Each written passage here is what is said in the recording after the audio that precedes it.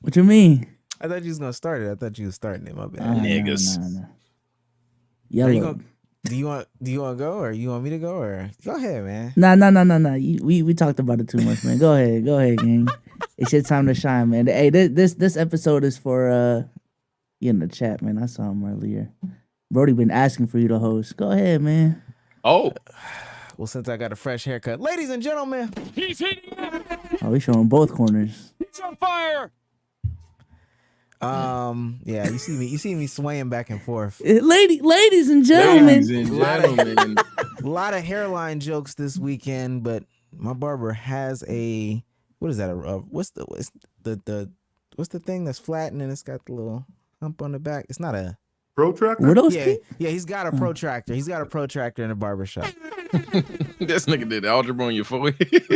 Hey, brother, you got a different forehead shape than me, though. That's true. I've seen yours. Mine is definitely more. I thought I was bald. Nah, you got a different forehead shape.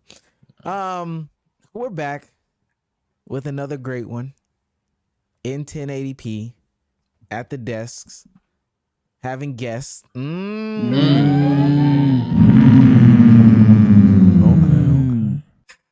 I got the guys here with me. Bsolz, how you doing today? Doing good, man. Doing great. Okay. Sage, how you doing today? I'm doing good. I'm feeling fantastic. Still hydrated. You know, I'm ready to do bigger and better things this pod, man. Let's do it. Okay. And I got the one and only friend of the show, family of the show at this point. Some people thought you were a slimmer version of Damo, but you are the one and only Roy Hibbert. Roy, how you doing today? Good. Happy to be back. All right. Listen, man, if you're new to this and you want to be true to this, make sure you hit that join button, make sure you hit that like button, make sure you hit that subscribe button. Tell a friend to tell a friend to tell a friend, and make sure that friend tells another friend. You know, word of mouth is working. I don't know if everybody saw. I had a little moment this weekend where I got 17 million views on one tweet. It's at 17 now? Yeah, not for good reasons. Roy, Have you seen the tweet, Roy? Delayed. Oh, I'm surprised. They said it got on some pages on Instagram. It's not for good reasons. Let's just say I was taking my, daily walk outside. Somebody rolled up and sprayed me with baby oil. Oh boy, did he? Yeah. Gotcha. That's a personal invite. Yeah, it was probably the craziest thing I've ever seen, but that means the word of mouth is working. We are identifiable for good, bad, or indifferent. Last but certainly not least, if you want to support us, the best way to do that is by sending a super chat. Bryce Mason sends $20 over, says Big Roy in the building. The biggest. Never the little one. Never the little one. Hasn't been little since probably the third grade. Yep. When was the last time you were under, let's say 5'10"? I'd probably say like You gonna say third? third? No, fourth grade. Okay. Fourth grade. Damn. I was legitimately 3 feet. Throughout elementary school? Elementary school, yeah, for sure. I didn't eclipse 4 until middle school. Okay.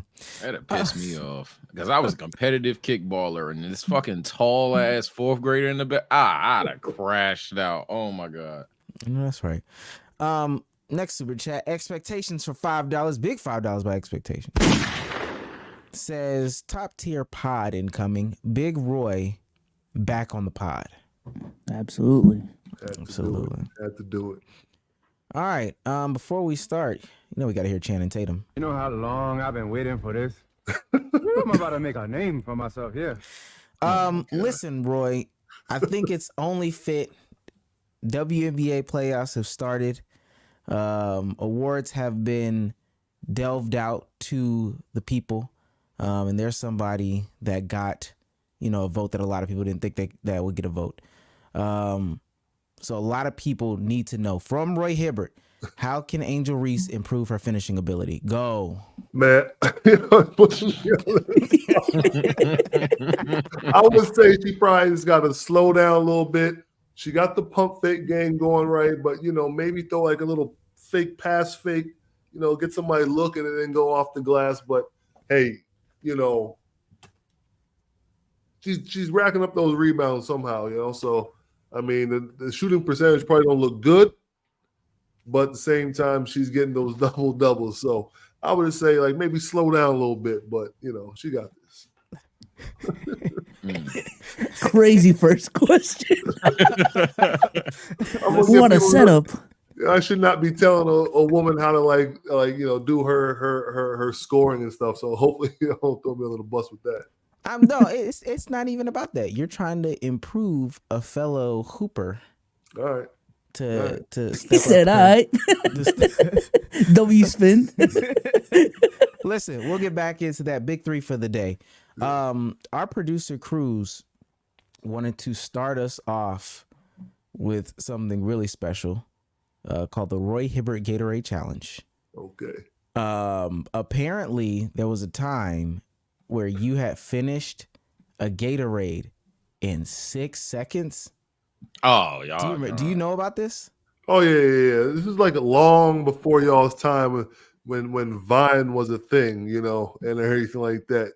And I was playing a playoff game and literally like had to chug the Gatorade and just hit that thing in 6 seconds in the commercial timeout or whatever like that. So I hit that in like 6 seconds. So it became a thing.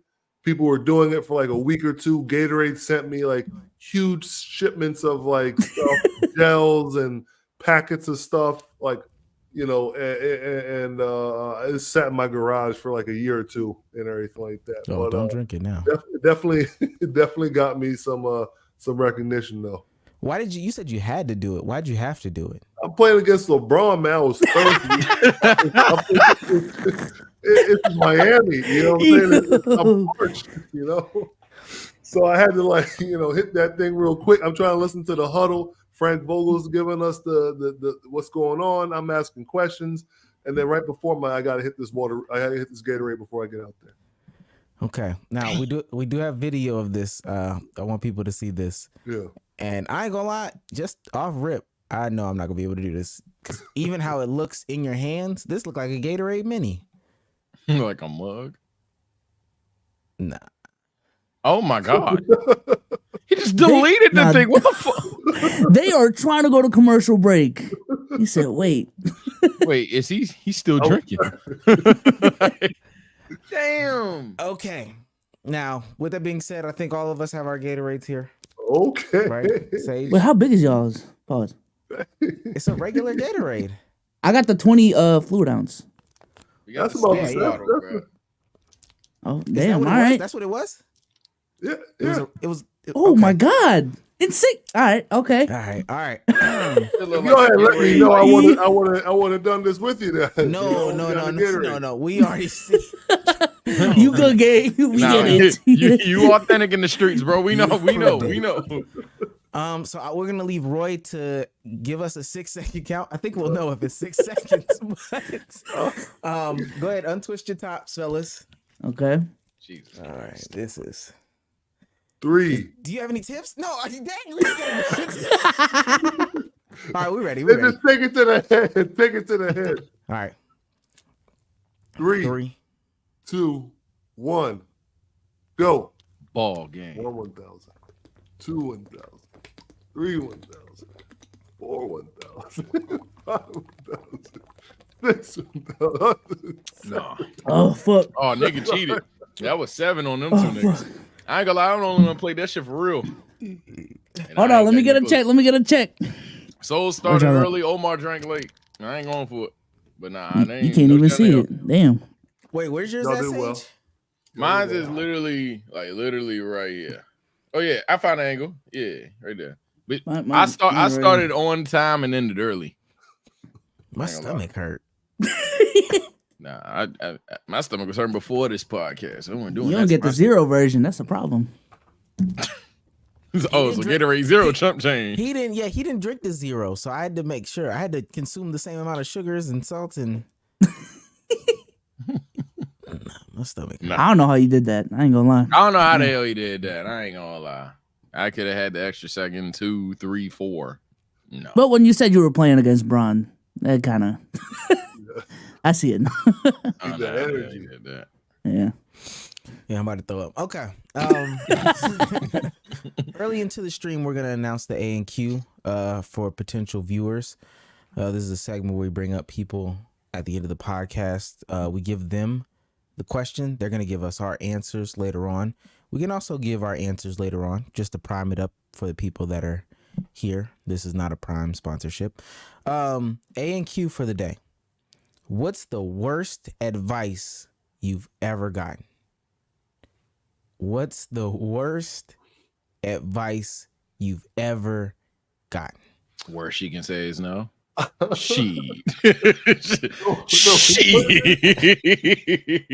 Okay. Are we all giving an answer? Just Yeah, we can all give answers. Yeah. Yeah, we can do it now. I'll say this.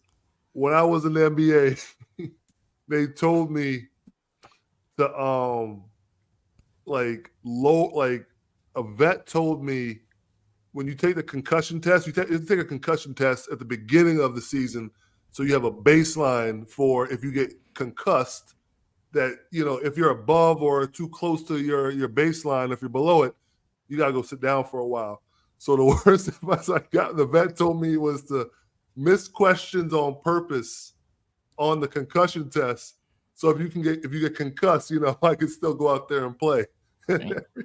Oh my god! Damn. No. No. Did this come back to bite you in the butt later on? Oh, that's the real answer. Yeah, we'll find out. Okay. My worst advice ever was to continue to use Murray's grease. The thick can of Murray's grease. There was a point in time where somebody, I was contemplating stopping using the Murray's, and somebody's like, "Nah, keep going. Just that's how you get your waves the best that you can get them." And now I am 28, and I have more forehead than I've ever had in my life. So, damn. Mine. Someone told me I should cut my own hair to save money. Learn real fast, real quick, man. Yeah. Kept fucking up them corners. Didn't know how to fade the back. And that's how I started wearing hats every day. Never stopped since. That's the origin story, y'all. I'm telling you. They saying they noticed in the chat. I'm not gonna lie. Okay, maybe that's maybe me. I don't know. I'm about to say, damn, why that gotta be about me? I'm trying to get it off me, Bsolz. Come on now. Okay, first hot take or hot ass. Hot take or hot ass is a segment where we have a take from the internet, and we determine if the take is a hot take or an hot ass take. All right. So here, that never really flowed well, did it? It never flowed well. I'm not worried about it flowing well. Right here we have friend of the show, Josh Aberdeen. He is quote tweeting a tweet from Bleacher Report. I have Bleacher Report blocked. Who is the greatest pure scorer of all time? As my 3D internet loads up, it is Kobe Bryant, Michael Jordan, Carmelo Anthony, and Kevin Durant. This is the greatest pure scorer of all time. Okay, Xfinity. But Josh comes back and says, maturity is realizing people use the words pure scorer to pretend shooting 40% on jump shots is better than pounding it inside at a 50 or 60% clip. When you've seen the light, you just avoid people like that. So is his take a hot take or a hot ass take? Oh, it's actually, for me, it's a hot take. I think, and maybe it's not exactly how I'd phrase it, but I definitely think pure score is lingo for like who looked the coolest doing the mid range, who looked the coolest after the crossover or whatever. Requirements are simply can he shoot, can he dunk? Yes. All right, bet. Now who look good doing it? I don't think that those conversations are toxic, though. I think to a degree there needs to be put the numbers down and just use your eyes levels of, okay, who's a pure scorer. But ultimately, I don't think when people are talking about pure scoring, they want to have conversations about all respect, like Giannis Antetokounmpo. You feel me? It's like, no, there's obviously a level, a dimension of the game that we're talking about that's more than just field goal percentage and PPG. But yeah, for the most part, though, when we have these conversations, yeah, it's just about how the bucket looks. So yeah, it's a hot take. It's just, does it stem from something that I would disagree with? I don't know. Yeah, I agree. It's a hot take.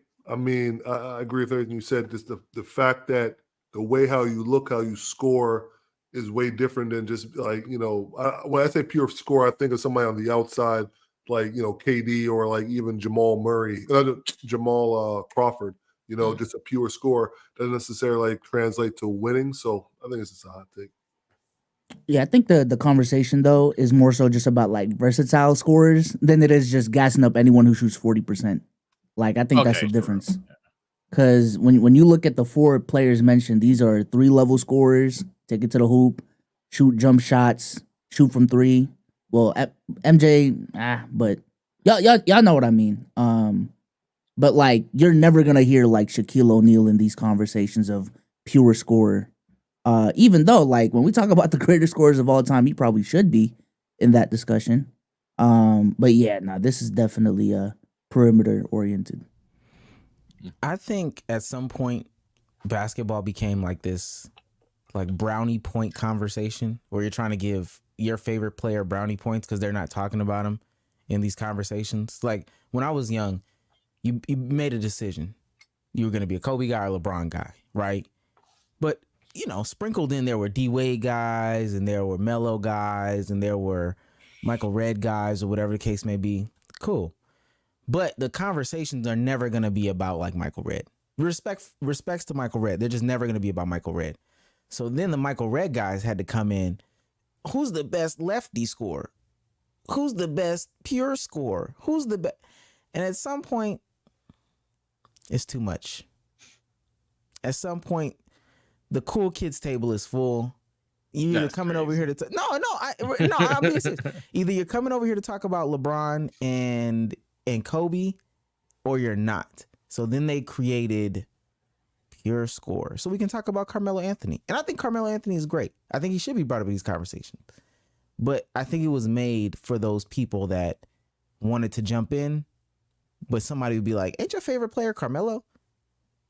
And so now they feel like they're getting clowned. This is the conversation we can win. Who's the best scorer out the triple threat? Aha, I got you, bitch. Like now it's Melo, whatever. No, and it's not even necessarily disrespecting Melo. However, I will say this as a person that grew up not in your era, but around that same time. Oh no, there's definitely like those Melo fans that you name, those Wade fans that you name, what they do, to be fair, and maybe I'm playing devil's advocate, they will try to put themselves in the conversation they don't belong in. And I think we could have a conversation about that. I vividly remember as me, when I was a new basketball fan, I was definitely a Laker fan, but I fucked with Kobe crazy. And there was definitely LeBron fans, obviously. There, I vividly remember these three Melo fans in my, I think it was Spanish class, talking the craziest shit. They like, why Melo's better than every name we've mentioned thus far, all these other things. So I definitely think that maybe that's truly where, maybe that's the, whatever the chicken egg analogy is, maybe that's where it started from. But no, I agree. I think there's some Oprah Winfrey shit going on in the community. And is that a good or bad thing? I don't know. Oprah Winfrey shit. You get a title, you get an award. No, I get it. Everybody wants to talk about that. Listen, y'all know my title that I claim with Jeff Teague. Jeff Teague was my favorite. He was a top 6. Do I say 6? You said top 5 in 2015. Top 5. He's a top 5 point guard in 2015. Disgusting. I'm gonna hang my hat on that until I die, Sage. So I don't even want to compete. That's me with Avery Bradley, man. Yeah, best perimeter defender. He was a good 2017. perimeter defender, though. Avery Bradley was locking shit up. Everybody. Okay, so Roy, who was your, when you were younger? Who was your obscure, maybe role player that you liked, that you would like go to wars about? Like, oh no, this guy is great, but he's like a role player technically, I guess. feel like Tony Kukoc, I used to watch MJ, you know what I'm saying? Like, he was a good player. I mean, like, would he have been like an all-star like maybe he'd been an all-star, but like on a different team, yeah. But like, that's who I, used to watch MJ and Pippen and Rodman, but you have another dude who can get buckets too. So that's somebody I always, always stood up for. People were over there saying, "Oh yeah, MJ's the greatest." Roy was like, "I mean, Kukoc is really keeping the team together. He's really the glue." No, I'm just saying he's a good role player. If you Yes, I was think like about that. it, who else is like that? I guess I was like that with Steve Blake. Cause I guess I was like Steve Blake is the best white boy point guard on a good contract possible. Oh my God. Like so many parameters. But hey man, you can't tell me shit, bro. I believed in Steve Blake off that bench. Ooh, that's me with Peyton Pritchard right now. The half court shots. I got the guy for you, buddy. Yeah. Oh, I don't know, but Tayshaun Prince was a good role player with the blue guy. You laughing though? Tayshaun was he was good. Okay. Tayshaun was on He was on the 04 Pistons. No, not the 04 P. He was on an Olympic team. People sleep on Tayshaun. Yeah. Prince. Yeah. Nah, he a bucket, by the way. Yeah. I was just like, oh shit. Yeah. I forgot the name Tayshaun Prince. I'm not even going front. So I was like, oh shit. I just watched his He was thinking of Knuckleheads Torian episode. Prince. That's what. Hey, no. Look at him. I got him. I was like, oh shit. I just want to try and fuck the clip up, man. But I was like, yeah, Torian Prince. What the? Oh shit. Tayshaun. Okay, I got some news coming out of baseball here. The Washington Nationals, Sages guys, demoted shortstop C.J. Abrams to the minor leagues because he stayed out all night at a Chicago casino before a day game against the Cubs. So he basically got demoted. Producer Cruz asked to Roy, did you have any teammates that were club rats who would potentially mess up games the next day or come in smelling like alcohol or anything like that? I won't name names, but there's guys who were at the end of the bench, guys that were playing me pretty much they knew we have a job to do. We playing in Miami in the playoffs. Who wouldn't want to go to go out, hit the streets, But at the same time, you have a job to do. But the guys at the end of the bench that know that they ain't playing, they in the streets. I mean, I had a teammate that went to Toronto. We went to Toronto. He went out, partied, hung out with Turgaloo when he was playing in Toronto, and then ended up missing shoot around the next day. So those type of stories happen more often than the guys that are actually playing though. Is that a big deal to miss shoot around? You miss shoot around, you know what you're doing. You get fined, so $5,000, So some people are just whatever, But some, most of the time, we all trying to win, so we all locked in. But there's craziness. There's craziness. Whatever the $5,000. Ooh, goddamn. It's $5,000. What am I doing wrong? He's shot around his whole life. Y'all get fined per technical foul? No, hold on. I can't remember. I think, yeah, you do get fined. I think you do. Actually, I could be wrong. I'm not going to answer that. I'm not sure. I'm not sure. What's the most fines you racked up in a year? I mean, I got thrown out a game before. I had, maybe a couple flops, and you get fined when they were fining for flops. I probably had 1 or 2 fines for flops, but probably not that much though, man. It's probably not that much. But the biggest one was when I said my post game interview. I got fined, I think 35 for saying some stuff in the post game interview that was not very, very appropriate. 35. Can you say it now or you don't want to? Because I don't know what you're talking about. Yeah, I'm not even joking. I don't think you can. It's cool. No, it's on YouTube though. Okay. YouTube, say live. But, what's the? I'm not going to say it. No. The amount though. 35. What? 35,000. Sorry, 35,000. 35,000. But when you get if I got into a fight in a game and with the Golden State Warriors, and I got suspended that game, so that you miss a game check. If you miss, if you get paid $100,000 per game, you miss that check if you get thrown out of the game or you get suspended the game. So yeah. Jesus Christ. Okay.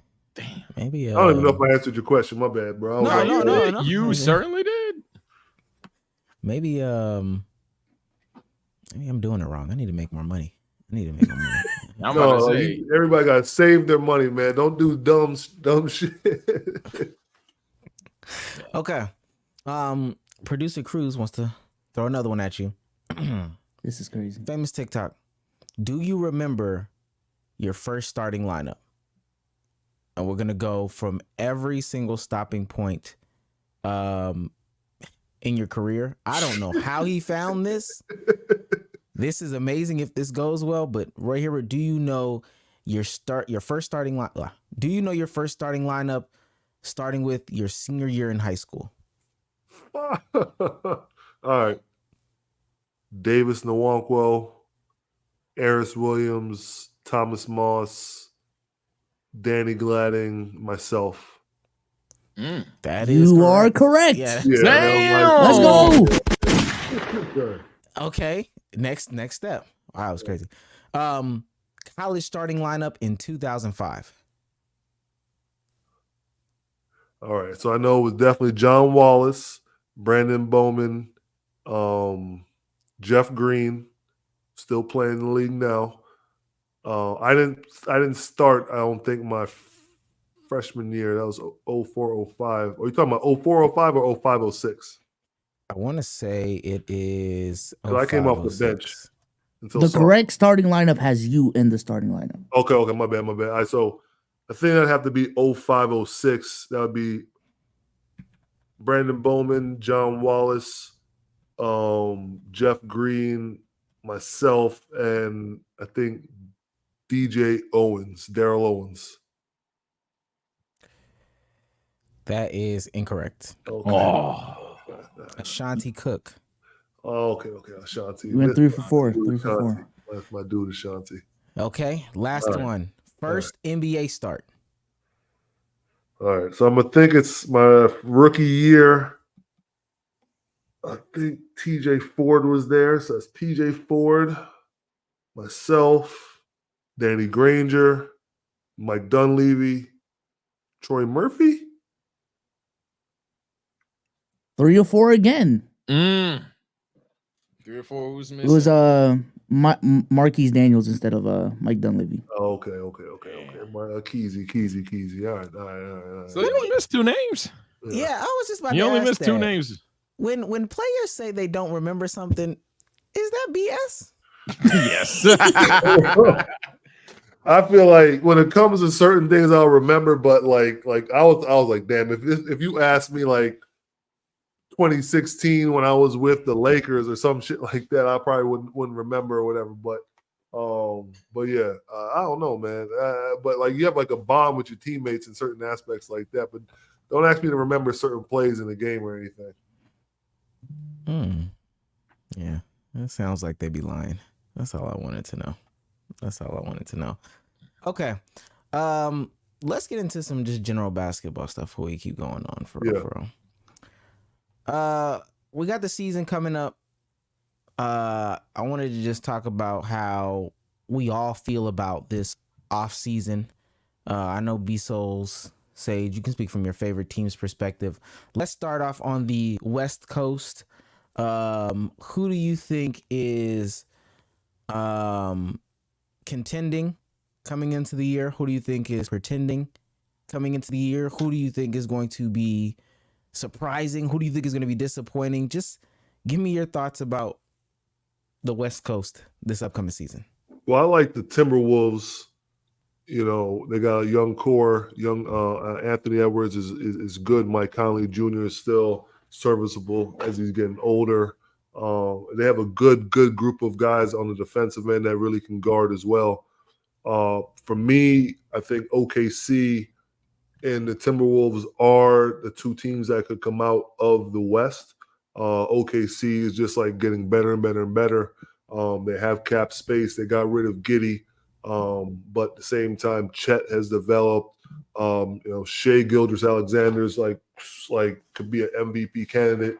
So I feel like them, but at the same time, like Dallas, like to me, like Dallas is like one that could, hopefully if they get it right, the chemistry is right, there's no injuries, and adding Klay Thompson who can just be in the corners and then let Luka drive and Kyrie drive because they bring so much attention that like Blake, what's his name? Lively? Is it Derek Lively? Derek Lively. Derek Lively. Yeah. Derek Lively gets a lot of lobs. What is that? Blake Lively is crazy. Crazy pull. No disrespect. Derek Lively from Duke gets a lot of lob dunks and stuff. And you saw what they did after with the big from that came from Washington that went there. He got some stuff. So I feel like Klay Thompson will get so many wide open opportunities in the corner threes, and if he runs the lanes, they can do well. That was long-winded. My bad. No. Listen, we're gonna drill down. Sage, I know this is your conference. This is where the Lakers are. only 8 teams can make the playoff, gang. Somebody's got to miss 10 make the plan, bro. Sorry. No, stop. 10 make the plan. 10 make the plan, and that's where my Lakers will thrive. No. All we need is a win. Braun with the game on the line. You know how that gets down. I have no fear that my Lakers, whether it's in the top 6 or 7-8, 7-9, 7-10, will be in the postseason. But before we talk about them, we talking about the title contenders, and guess who is there? The Lakers. It's like, now let me stop. I'm gonna say, I think my title contenders are truly. I don't know if I'm going with the Minnesota Timberwolves, but I think Roy definitely got the Thunder correct at this point. I'd be damned if the Thunder weren't a title contender team. When you look at that roster, you look at how young they are too. So not only do I think they are like somehow an experienced team, but they're also like young as shit. I know that sounds dumb, but there's a lot of players on that team that are like 27 to 30 or like 25-ish, but they got like 4 or 5 seasons in the league. So I think this team is low-key experience while also very, very, very, very, very talented. And then my other team, I think a lot of people are going to sleep on this team in the sense of actually believing they'll make a championship run, and that's the Mavericks. I know that sounds stupid because, Roy just said it and they just were in the finals, but I think a lot of people are going to kind of dunk on the flaws that we saw with the Dallas Mavericks or even just Luka Doncic last season. And I'm here to tell you now, man, look, I don't think Klay is the greatest player of all time. I don't think he's 2016 Klay anymore, and that's perfectly fine. If all Klay got to do is hit a corner three, because as Roy was saying, there's no way you're going to be able to camp on Klay on the perimeter while Kyrie Irving and Luka Doncic are giving you hell anywhere inside the arc. So if you're telling me Klay Thompson just has to catch the ball and fire, that issue that the Mavericks had about making corner threes, Klay shoot anywhere.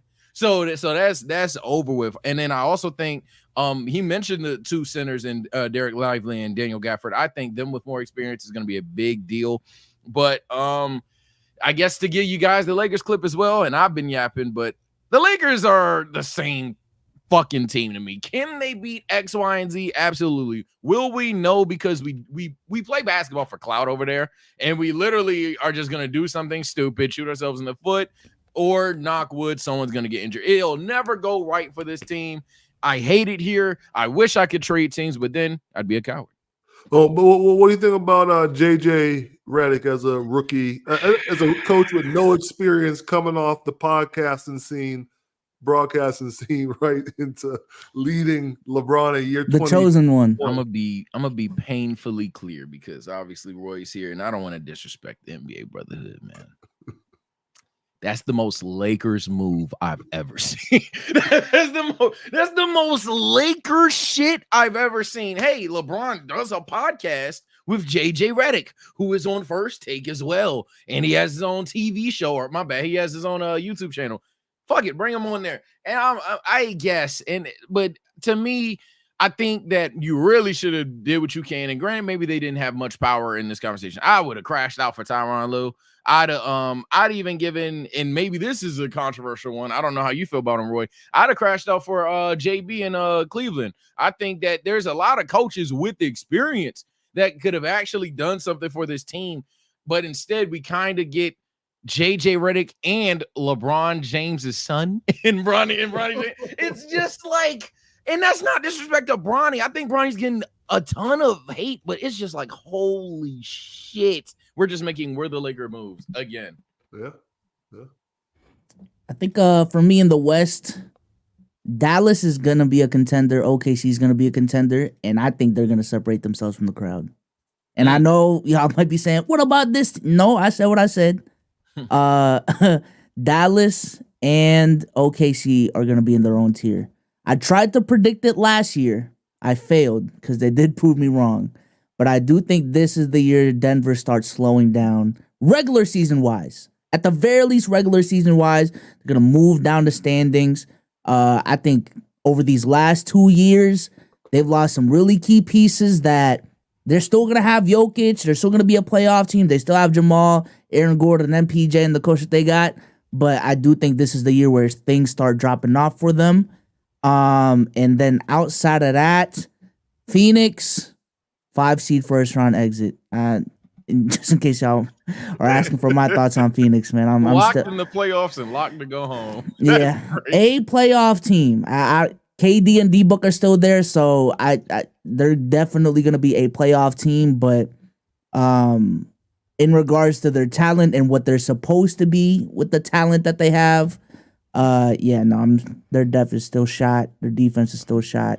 I do like their pickup of who is it? One of the Jones brothers, I think, at point. Tyus or Trey, one of them. Oh, okay. But yeah, they got him for a really good contract. So I think they are a better team than last year. But I think ultimately the things that we've been talking about in terms of what's going to hold this team back from a championship, which I do think is their expectation, year in and year out, as long as they got Bradley Beal, Devin Booker, and KD. Second round exit max. But I'm predicting first round. By the way, they got Tyus and Monte Morris. So, Bsolz, and I agree. I think the biggest, that's probably not even gonna be my hottest take from the season for the West Coast at least. Denver is going to end up no higher than a 5th seed this year. Oh yeah, I'm not gonna yap, but I agree. Yeah, I think they're doing that thing that teams do where they don't add any other piece. Well, I think they're adding within the confines that they can. Like this new CBA is, I don't know if it's panning out. A lot of these young guys they're gonna have on their roster are gonna have to probably overperform or take two more leaps than people think they're gonna take. Because I know people thought like Christian Braun, he's supposed to be the next up guy or whatever the case may be, but he still has a year away, and Peyton Watson a year away or whatever. But where they're sitting right now, they kind of can't wait for another year away. Well, I say I like Christian Braun because I think he finished out the season relatively okay, shooting wise, close to like 40%. I only thing I'll say this though, like having played, when you have a center like Jeff Foster was a center that was playing right before me, who was starting before I came on. Once I knew I was gonna play and didn't have somebody ahead of me. And like with Christian Braun having KCP ahead of him, I feel like he can flourish, and maybe he can be that younger version who can like score. I've seen him catch lobs and dunks and stuff like that in the half court. So I'm hoping he can be that piece, that little bit younger piece. But they may need to get younger because when you look at this roster, it seems like it's very top heavy with like older guys. Yeah, and if they don't pan out, that is going to be my.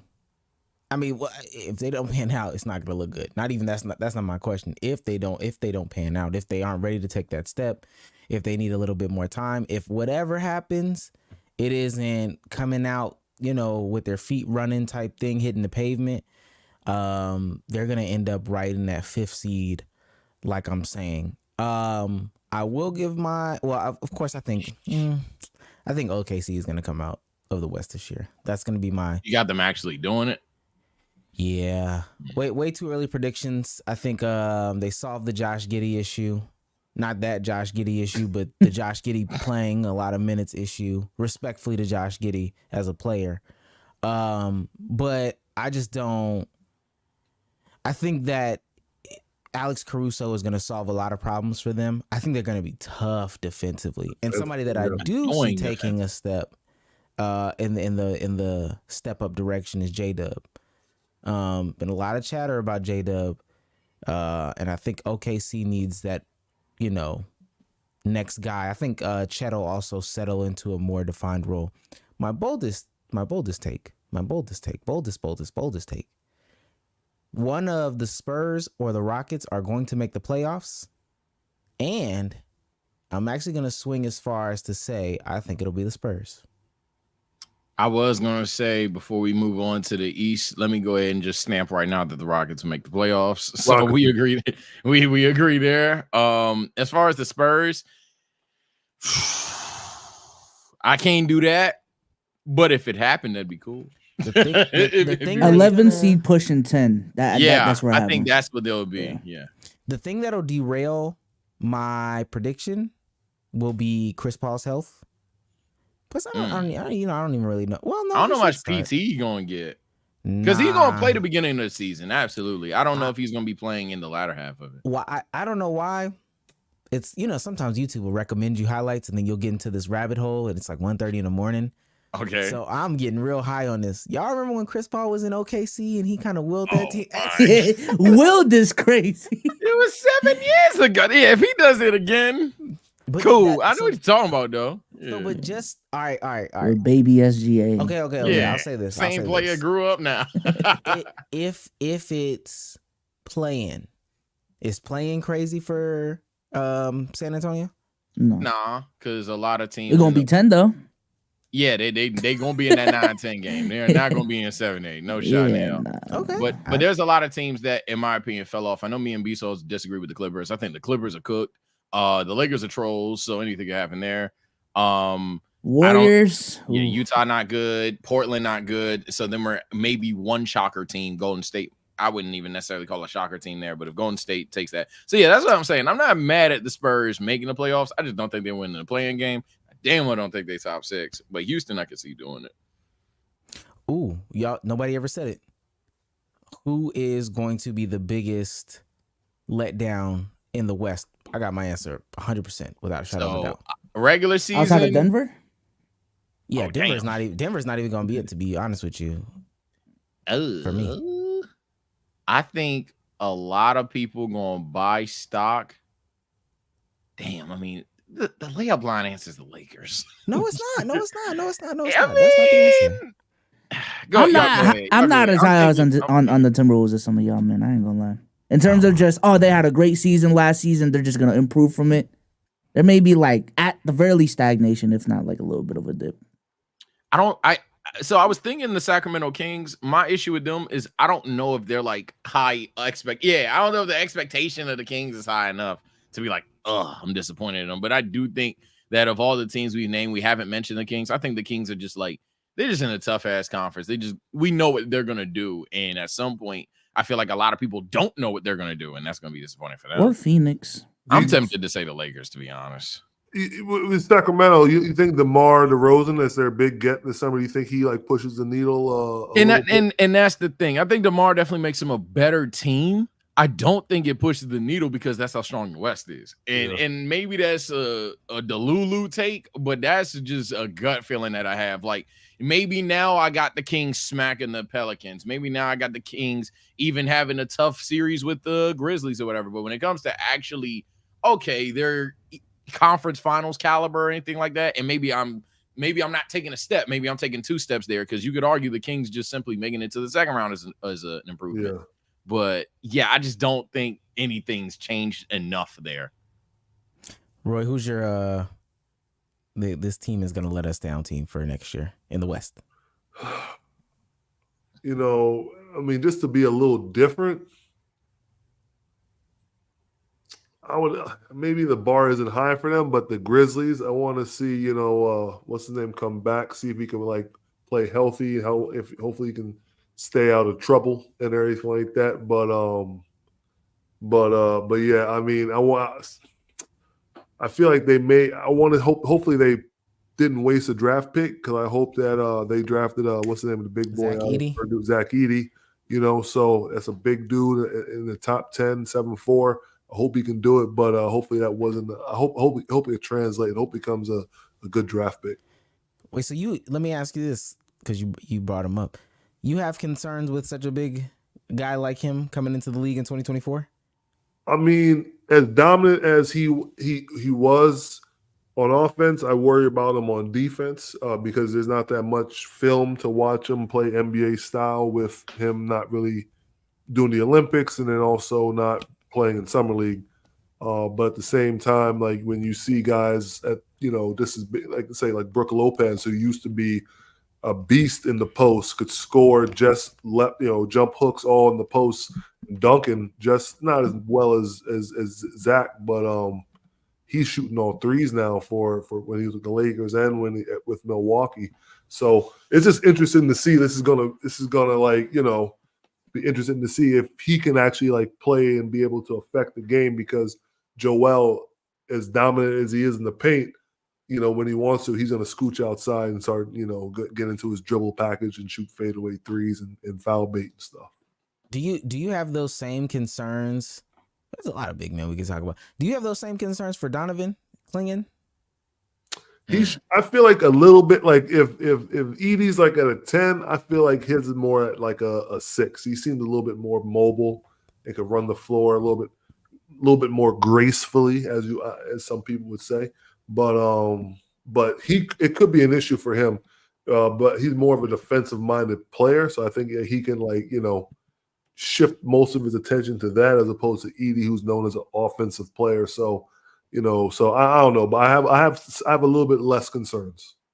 Okay, let's do this. You have to put them in order. You rank them based off of prospect, what you would do as a team, who you would draft, et cetera, et cetera. You're going for the big man position. Yeah. Alex Sarr, Donovan Clingan, Zach Edey, and Kel'el Ware. How's your order for them? Oh, and who's drafting first? That matters to you?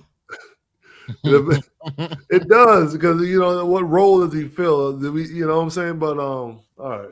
Might as well pick the Hawks. Let's say the Hawks. Yeah, you might as well. With Trae Young, and we'll put Kyle Filipowski in that same conversation. So those are our bigs.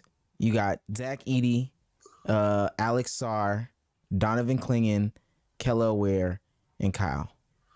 All right, with Atlanta going number 1, or to say this, I would say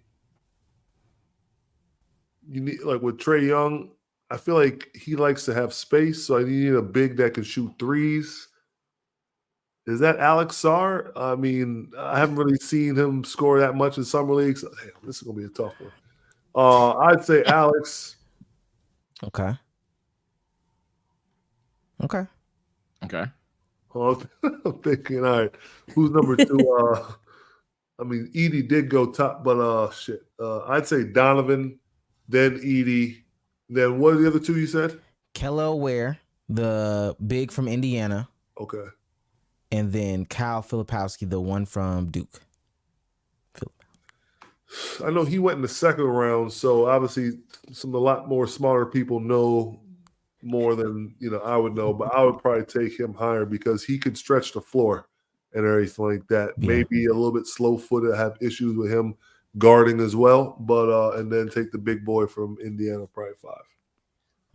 Okay. Had to throw that in there. My surprise disappointment team for next year from the West Coast, and not that they have the highest expectations. I feel like you'll have to start taking, again, and we said it last year, but you'll just have to start taking more serious looks at them because you've done a lot for them, is the New Orleans Pelicans. I don't know. I don't think that they'll be a top 5 team in the West. And I really don't even think that they'll be like a top 7 team, to be quite frank. If I really got them being a playing team, then I still got them being a playing team. But then the question would be, did you get DeJounte Murray? Are you still got CJ McCollum? Did you make all these moves over the past X amount of years? You got all this talent around you, and the best that we can eke out is play-in runs. I think with them, as crazy as it sounds, I think it ultimately boils down to, is Zion healthy or not in the playoffs? Because I truly do feel like maybe that's a oversimplification of everything, but they have shown so much potential when Zion is there. But similar to like when we talk about the Clippers, when we talk about the Sixers, when Zion, Embiid, Kawhi aren't there, they're just a completely different team. So I understand but Zion's always injured type of thing. But he did have his healthiest season so far. You can make a case that the reason why he was sidelined was because of a freak injury last season. So I am still more optimistic on them. And looking at that team with Zion healthy, they do look good. And they do look good. I think they do look good. I think they'll actually win more regular season games than Omar will give credit. But my concern is I don't want it to happen, but Zion at the 5? Yeah, that's a matter of when. That's a matter of when, not if. I hate to be that guy. And I hope I'm wrong, obviously. Zion's a human. I don't want to treat him like a 2K player, but I love the DeJounte Murray pickup even. And I still like the fact that they have Herb and Murphy. Obviously, you brought up CJ McCollum, Brandon Ingram. Probably got a chip on the shoulder this season. This team's talented like hell. But not only are they too small, if Zion's going to be the guy that's getting the boards for y'all, how long is that sustainable, to say the least, is going to be my concern with them. So I think this team, if they're healthy, can actually make a ton of noise. But one, even if they're healthy, you're going to have to ask Zion to jump 30 feet to get the goddamn boards, because otherwise you're killed. But then two, that's if he can do that consistently enough. Are you going to game manage him? Is he going to, again, God forbid, get injured? It's just so many things with this team. And it sucks because I was going to say this is a prove it year, but they just fundamentally don't have a center. I'm looking right now. They got, my bad, that's the Nuggets. They got Trey Jameson. I don't know how to say his first name, Missy, and then Daniel Tice. They're cooked. Daniel Tice like 6'8", 6'9". He's 6'8", yeah. Yeah, nah. That is, a big concern of mine too. They got Daniel Tice as their other center option, sitting outside of Zion at the 5. And I'm not gonna lie to you. You can talk about how small ball is taking over. You can talk about the new era of basketball. You can talk about all those things. You can talk about it. And it sounds good while you're talking about it.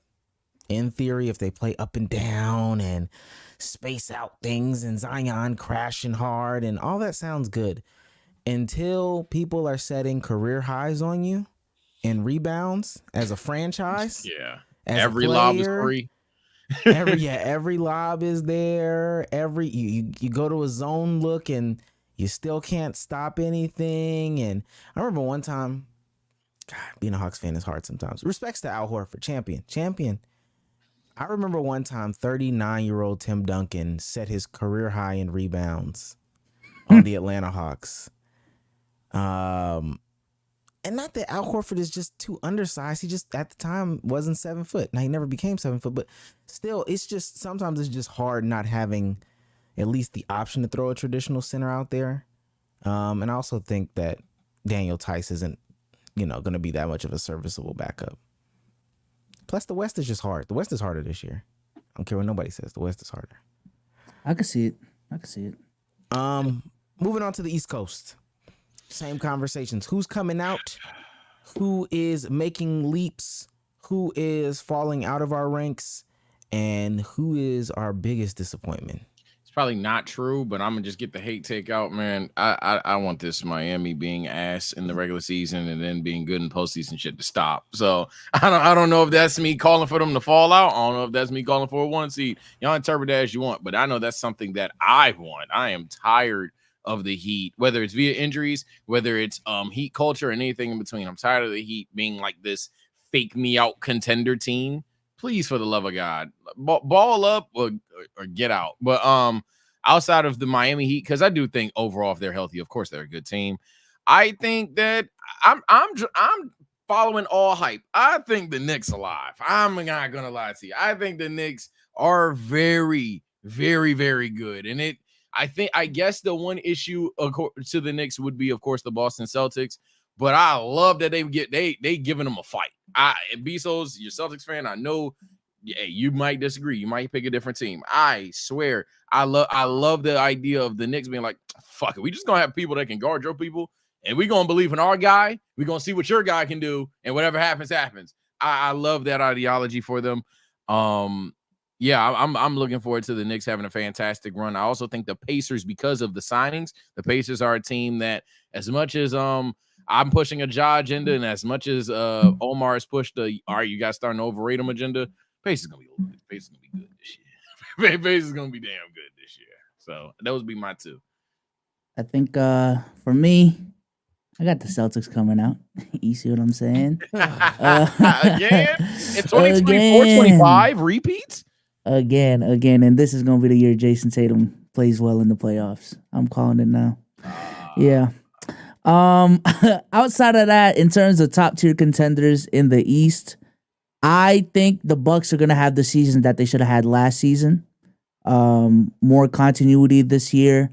Hopefully, Dame and Giannis can have better play this season. So I'm gonna go with the Bucks up there. I'm gonna put the Knicks up there too. I'm gonna put Indy up there. Philly, to me, I ain't gonna lie, I was pretty high on them once they got Paul George, but man, I know this sounds crazy. Once I see them that depth chart in 2K, ooh, Yo, what are you talking about? that depth chart. They don't have a lot of depth in Philly, and they're still relying on like very injury prone players and Paul George and Embiid. I think matchup wise, it is gonna be scary because y'all know my take about like the biggest weakness with the Celtics is always gonna be the teams with the dominant bigs. But in terms of the success of Philly this upcoming season as a whole, they definitely have some big question marks. But to me, top of the East, Boston, New York, Milwaukee, and Indiana. I got my Indiana Pacers coming out the East. Obviously, I'm very biased, but I feel that they got what's his name is going to be coming back, not injured. Is it Naismith? Naismith? Oh, Naismith. Naismith. Aaron Naismith. He was injured a little bit last year, and then Miles Turner doing his thing, picking and popping. I mean, Tyrese Halliburton's going to do his thing, but if it isn't my Pacers, obviously the Boston Celtics, their core group is coming back. But I do feel that there's going to be a little bit of a flip. Orlando and Cleveland, I feel like, are probably going to flip flop with Philly and the Miami Heat. If obviously the cohesion and everything as well. But something about the Orlando Magic, I'm not buying, and I'm not trying to be a hater. You stole my disappointment team. I was going to be the guy that seemed like a hater because whenever you say this about young teams, it's like, whoa. Guys, I'm here to be with y'all. I know everybody's expecting us to go Philly when we talk about disappointing teams. I think Philly expectations, one, is too low to be disappointing. But two, I also think that y'all might be sleeping a little too hard because of the memes on Philly. But when I look at this Orlando roster, this is going to sound so crayon eating level. I don't see the buckets. Where's the buckets? Like I need the ball to go in that basket more. To be honest with you, I love Paolo. I think Paolo's going to be, as Damo would say, shout out to my brother Damo, a dark horse MVP even. I think Paolo going to do his motherfucking thing. I think Franz is going to cook as well, but I think this Magic team, they're a step away, and that's fine. I think a lot of people are going to try to poise them to be that easy top 4 seed that goes far, and I think they kind of like how Soul said with the Suns. I think they're locked to make the playoffs, and then they're locked to go home. But I hope I'm wrong because they're young as hell. If they do that shit, great, cool. Bro, when you said where's the buckets coming from, I think Franz Wagner signed like a $250. Oh yeah, he got paid. And I'm not hating, bro. Like I want people to eat, put money on the table to feed your family, but I just don't see it. You know what I'm saying? In terms of like consistently putting up buckets and getting that type of money, you better be, leading your team to top of the East. I just don't see it.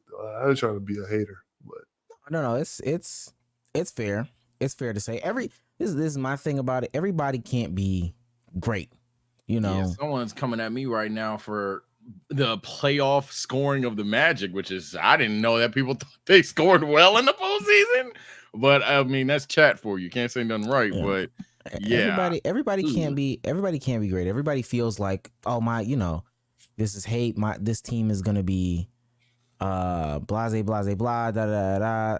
Like Safe said, the Magic only oh no, I'm sorry, I'm looking at the wrong team. But it's not like the playoff scoring was there to say like, okay, they're about to really, repeat this. I think that they overachieved last season. That actually was going to be my team that will disappoint a lot of people.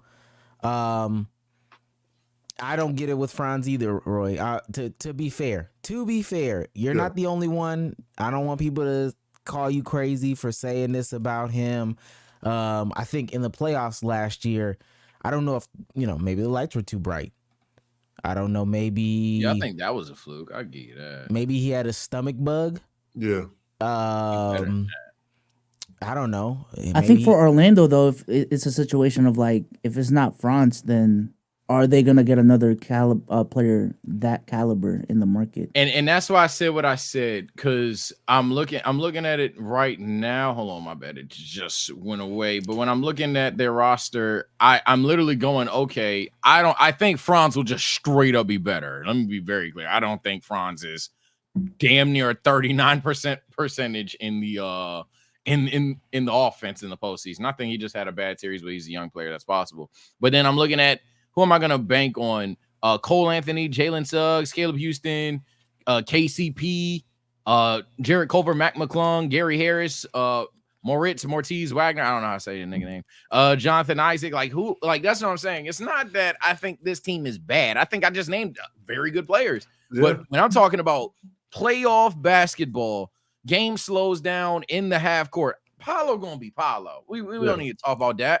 Who else is gonna step up? Unless it's okay, well, Franz is going to go from playoff stinker to, oh my God, Franz is averaging 20 on 50% of offs, which I think would also be equally as unrealistic as saying that he's going to repeat what he did last year. So that's my concern with that team.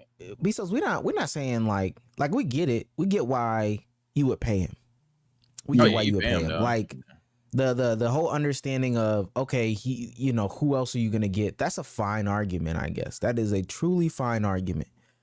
Do we believe that that's like the golden handcuffs of franchise building? Like they probably walked into the organization and kind of strong-armed them. Hey, what free agents are coming to Orlando? And who's another?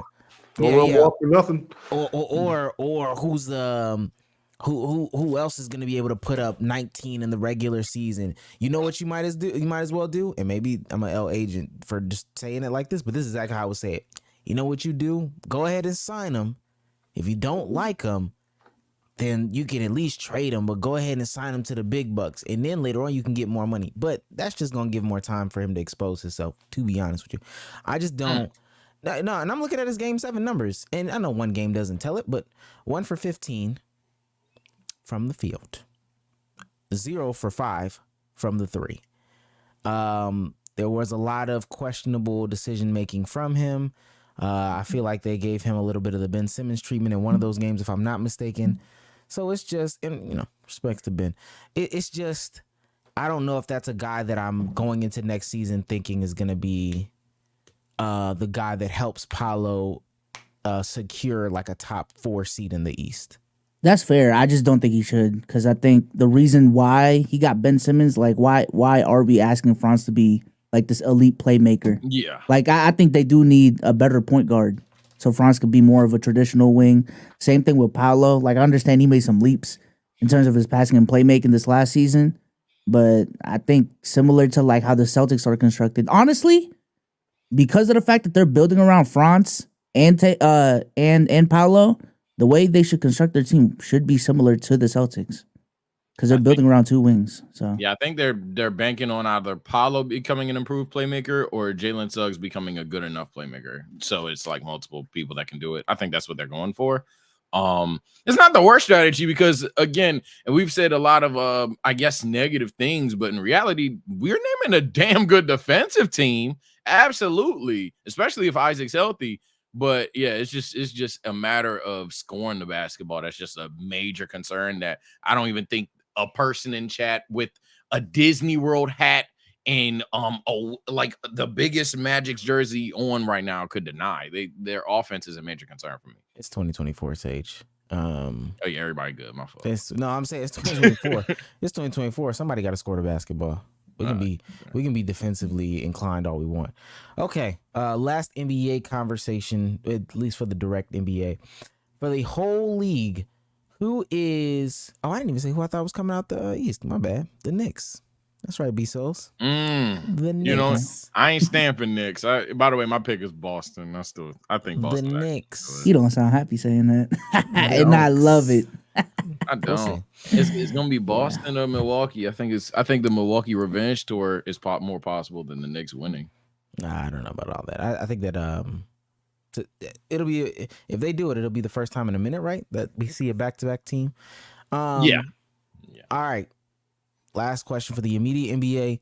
Who is the star, superstar, whatever you want to call him, that gets disgruntled and is looking for a way out from their team this season? Whoa. It happens every year. Every year. We just want to talk about it and talk about some potential landing destinations for Trae Young. Whoever you guys decide. Hey, he's on the list. Whoever Donovan Mitchell again, and I know he just again is on the list. You know what's crazy? Trae Young isn't even really my answer for real. I can kick it off. My answer is Zach LaVine. It's time. It's time. But I don't think that's fair though, because they're about to blow that shit up anyway. Zach LaVine probably was leaving regardless. Still, respectfully, I wasn't like. And I know what Bsolz was about to say. I said I don't get. He was thinking of like a higher tier. Yeah. I don't think he's a star in 2025, man. I'm sorry. If Zach, maybe that's hate. That's probably hate. I think he's definitely a star. Derek White's asking out. Like, okay. He's a star. He's a star. It's just there. I think there's a noticeable level. I'm done. Better players in the NBA. I'm totally done. Roy, who do you think is asking out disgruntled star guy? Hey, I want out of my team. Disgruntled star. Shit, that's a tough one. Because I don't know, man. I don't know. For some reason, before you even said, I swear, I was going to say Alonzo Ball then you said Chicago, but you know he gets he's not a star right now, but like he's to me, I didn't think he was like that good, and like he still gets a pass a lot of the time. That next thing he's gonna say, he just needs a fresh start, go somewhere else, and then he can be like the guard everybody thought he could be. I tell you what, it don't even have to be a star. If you want to take it a step down from a star, we can even say notable guy. Somebody's going to be vocal this season and say, I want off of this team. I'm putting my name out there. I need to be in trade conversations. Somebody kick the tires on me seriously. Man, that guy is Curry, bro. It's gonna be KD or Curry. I'm about to say, yeah, my answer is KD, man. Another year of this bullshit? Nah, I'm putting my request in at the very least. I'm a the gun. I'm gonna tell you what happened right now. The Warriors. I see a reality where the Warriors are either dog shit or the Suns. Enough is enough. But I think if the Warriors are dog shit, Curry is going to, in the most passive aggressive but yet respectful way, yo, bro. I'm not trying to retire, but like, damn, but please. And the Warriors ain't got the assets for it. I think we all agree. We've talked about that. I think at this point, it will be like a mutual parting of ways. It won't be as toxic, but that's why I'm putting Curry in the conversation. And then Kevin Durant, I get 100% him looking around and be like, all right, we've been trolling. My bad. I made the calls. I missed the calls. I'm out of here.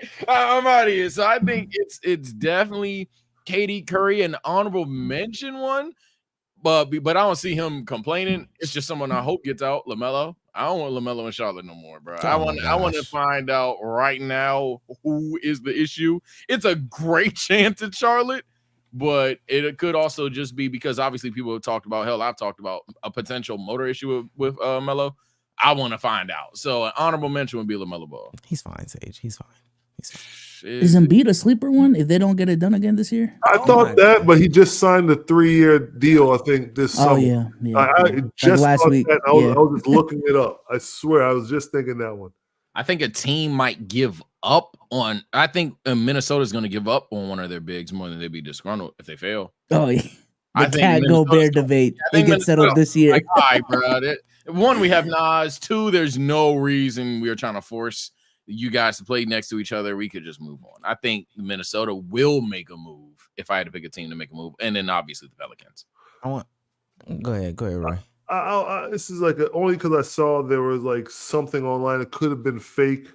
You never know on social media, but Jimmy Butler in Miami, maybe he wants to like out. That's only I saw something about it, but I don't think he likes being at the bottom of the Eastern Conference or whatever. He wants to compete more. I don't know, but probably not. That's probably a hot take. That's actually that's a hot take, and I might be with you. I might change my answer because I could definitely see Jimmy Butler essentially not blaming his teammates or anything like that, but essentially just be like, all right, this hasn't worked for like 5 years. I'm about to say, what's his name? Damn. Pat Riley is more vocal. Look at Bsolz. Yo, I can't stand it. The rivalry's over. No. Pat Riley. Who said that? They still good without Jimmy. Nah, it's different though. It's different. Pat Riley has been more vocal than he's been in a minute. That little, what they call him when your exit interview, those exit interviews where he was like, hey, they just gotta stop crying and play more games. I was a little so I could see Jimmy in Atlanta. Wait, what? Y'all not. I heard the rumor is Golden State, I think. Oh, Jimmy to Golden State. Oh, so is that the one you saw, Roy? Like Jimmy to Golden State? I thought about Jimmy because I saw something online, but then I just looked it up just right here, and it says I say Golden State, but it wasn't connected until I searched for it though. I think I saw something that was like, it was like a 3-team trade or 4-team trade. I'm sorry, they I don't know who these writers are. It's one that involves the Sixers, the Clippers, Golden State, and Miami. I don't know who. Yeah, that's one of the trending topics this week, boy.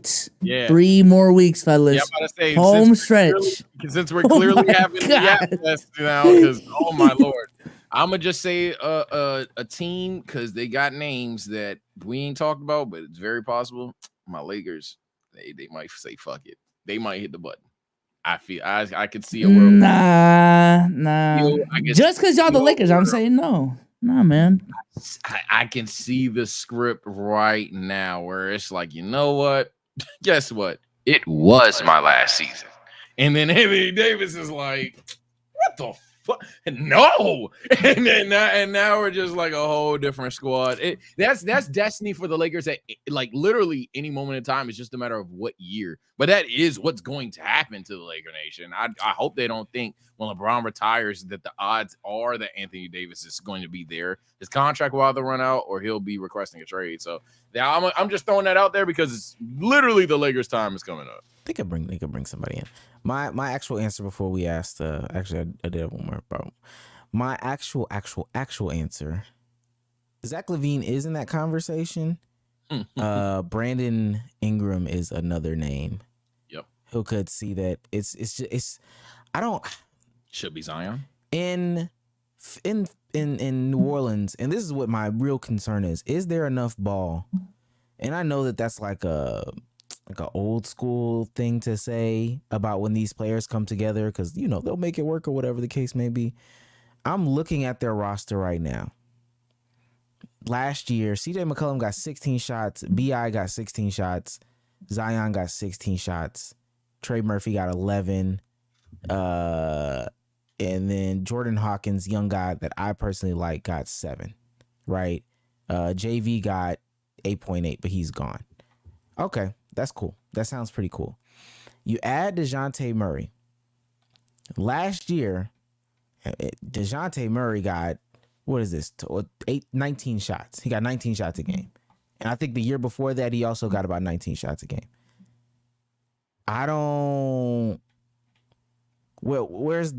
Somebody's going to have to come up off some shots. Either DeJounte Murray goes down to an 8-shot a game guy, or we redistribute all these shots, and it probably should be CJ, but yeah, CJ probably takes a back seat. DeJounte is gonna go from 18 to like 14, because you still want Zion to get his, and you still want BI to get theirs, because otherwise, what are we doing? But at the same time, you got DeJounte to be the guy that can kind of facilitate, hopefully defend again, and obviously make for. I already said facilitate, and then obviously score for your team. So I think DeJounte going to like 14 sounds practical. I would if DeJounte Murray shooting 8 times a night, they troll. Gang, Uh, you go ahead. I feel you. I feel that the iffy thing is like the Brandon Ingram thing, because like you want him to get shots so you could display him. He's obviously doesn't want to be there and everything like that. And I'm not sure if the team wants him there, but get him enough shots. I show him off so you can trade him, get some assets back. But at the same time, that Jordan Hawkins, like you said, like getting 8 shots, you want to, like, if that door opens up and like, you know, he can get better, he can be the future. I feel like some of those guys are getting older, and like that's when you start to see, like, you know, as you get closer to 30, you're on the wrong side of 30, then, you know, things start to change in the NBA, as to say. Yeah, Jordan Hawkins and Trey Murphy were like 2 good, promising young guys, especially Trey Murphy last year. I mean, there's only so many shots. Yeah, Herb Jones. Yeah, there's only. Oh, you know what was I reading? Because even Trey Murphy. I didn't even read Herb Jones' shots. Trey Murphy got 11 shots. There's only so many shots. We do have promising guys. At some point, we do kind of got to see what's going on with some of these promising guys, and I just don't know a world in which we slot DeJounte. Somebody's gonna have to come off the bench. But even in that starting lineup, even if we move one of these guys to the bench, somebody is still going to have to suffer shot wise. And then what's the closing lineup look like? That's too many guys. That's too many of those types of guys. And somebody's going to get the short end of the stick. And that person that gets the short end of the stick is going to be like, nah, I don't want to do this. And I really think it's BI, because BI's been waiting for a long time to get 16 shots. So why I gotta come up Zion? And he's been playing good too. That's what I'm saying. I've been playing good. Zion ain't been healthy. That's why I said Zion. When you want to show off all these young guys? No, man. Somebody. It can't be me that comes up off these shots. Or I can be on another team. I mean, he is still only 27. Yeah, nah. I'm being dead ass. When you brought up the Pelicans, I thought you were gonna say Zion. I think and everybody's afraid of Zion becoming who we expect he is when he's outside of New Orleans. Guess what? He weren't gonna be it in New Orleans, and that's just what you gotta live with. Maybe that's a scorcher hot take. Zion could jump from, in 2K terms, an 89 to a 95 overall if he gets traded. Guess what? He weren't gonna be a 95 with us, dog. And it is just how it is. I really think if the Pelicans really want to make a move, still be good, and also get a ton of whether it's draft capital or other trade assets, you talking Brandon Ingram, that's obvious disgruntled tax. That's obvious he getting up their tax. I think Zion is the biggest bang for your buck. If you have to do something. I just think that they got too much invested in him. They do. I think something's gonna shake, or should shake, in Cleveland too. I ain't gonna. Nah, actually, no. I think they stay young. I think they stay. Let it go. All right, let's move on. We got some super chats. After the super chats, I'm going to come back to one more basketball conversation because we got to talk about Roy Hibbert. Not Roy Hibbert. I'm sorry. We got to talk about Rudy Gobert. Oh yeah, that's right. What we got to talk about. But before that, Reese's Cups gifts 1 membership. Shout Appreciate out to it. Cups. Big Reese's Hey, the Cups. Discord's open, man. The Discord's been lit this week, so join up on the Discord, man. I like that. It's free. And then we have some $1.99 Discord or super chats. I'm sorry. Mike Pat for $1.99 says, "Still hate Roy for blocking that mellow dunk." That was crazy. I did get hype off of that. Rips heart. Womp Rips womp. heart. Bobby Torres sends $1.99 to ask or to say Roy is getting the $3 cheese. Well, he's rich. What is it? What? The lore is there was a woman who went on a date with a man, and at the restaurant he ordered a burger, and the waiter asked, "Do you want cheese on that burger?" The guy says, "How much?" The waiter says, "Oh, it'll be $3." The guy says, "Nah, I don't want that. I don't want to spend that." So then the woman takes to social media, proceeds to call the guy broke. She actually left the date, by the way. She left the date and paid for the date. Said, "I don't want to be with a broke guy." A and cheap just guy. left. I think Yeah, cheap guy, specifically. cheap guy. And I don't want to do this. Told the whole social media world this guy was cheap, and she left. So the question is, are you getting the cheese? Are you spending $3 on cheese? Are you even asking how much cheese is? I mean, I don't eat a burger without cheese, but at the same time, depends on where you order it from. You know what I'm saying? So, like, Thank you.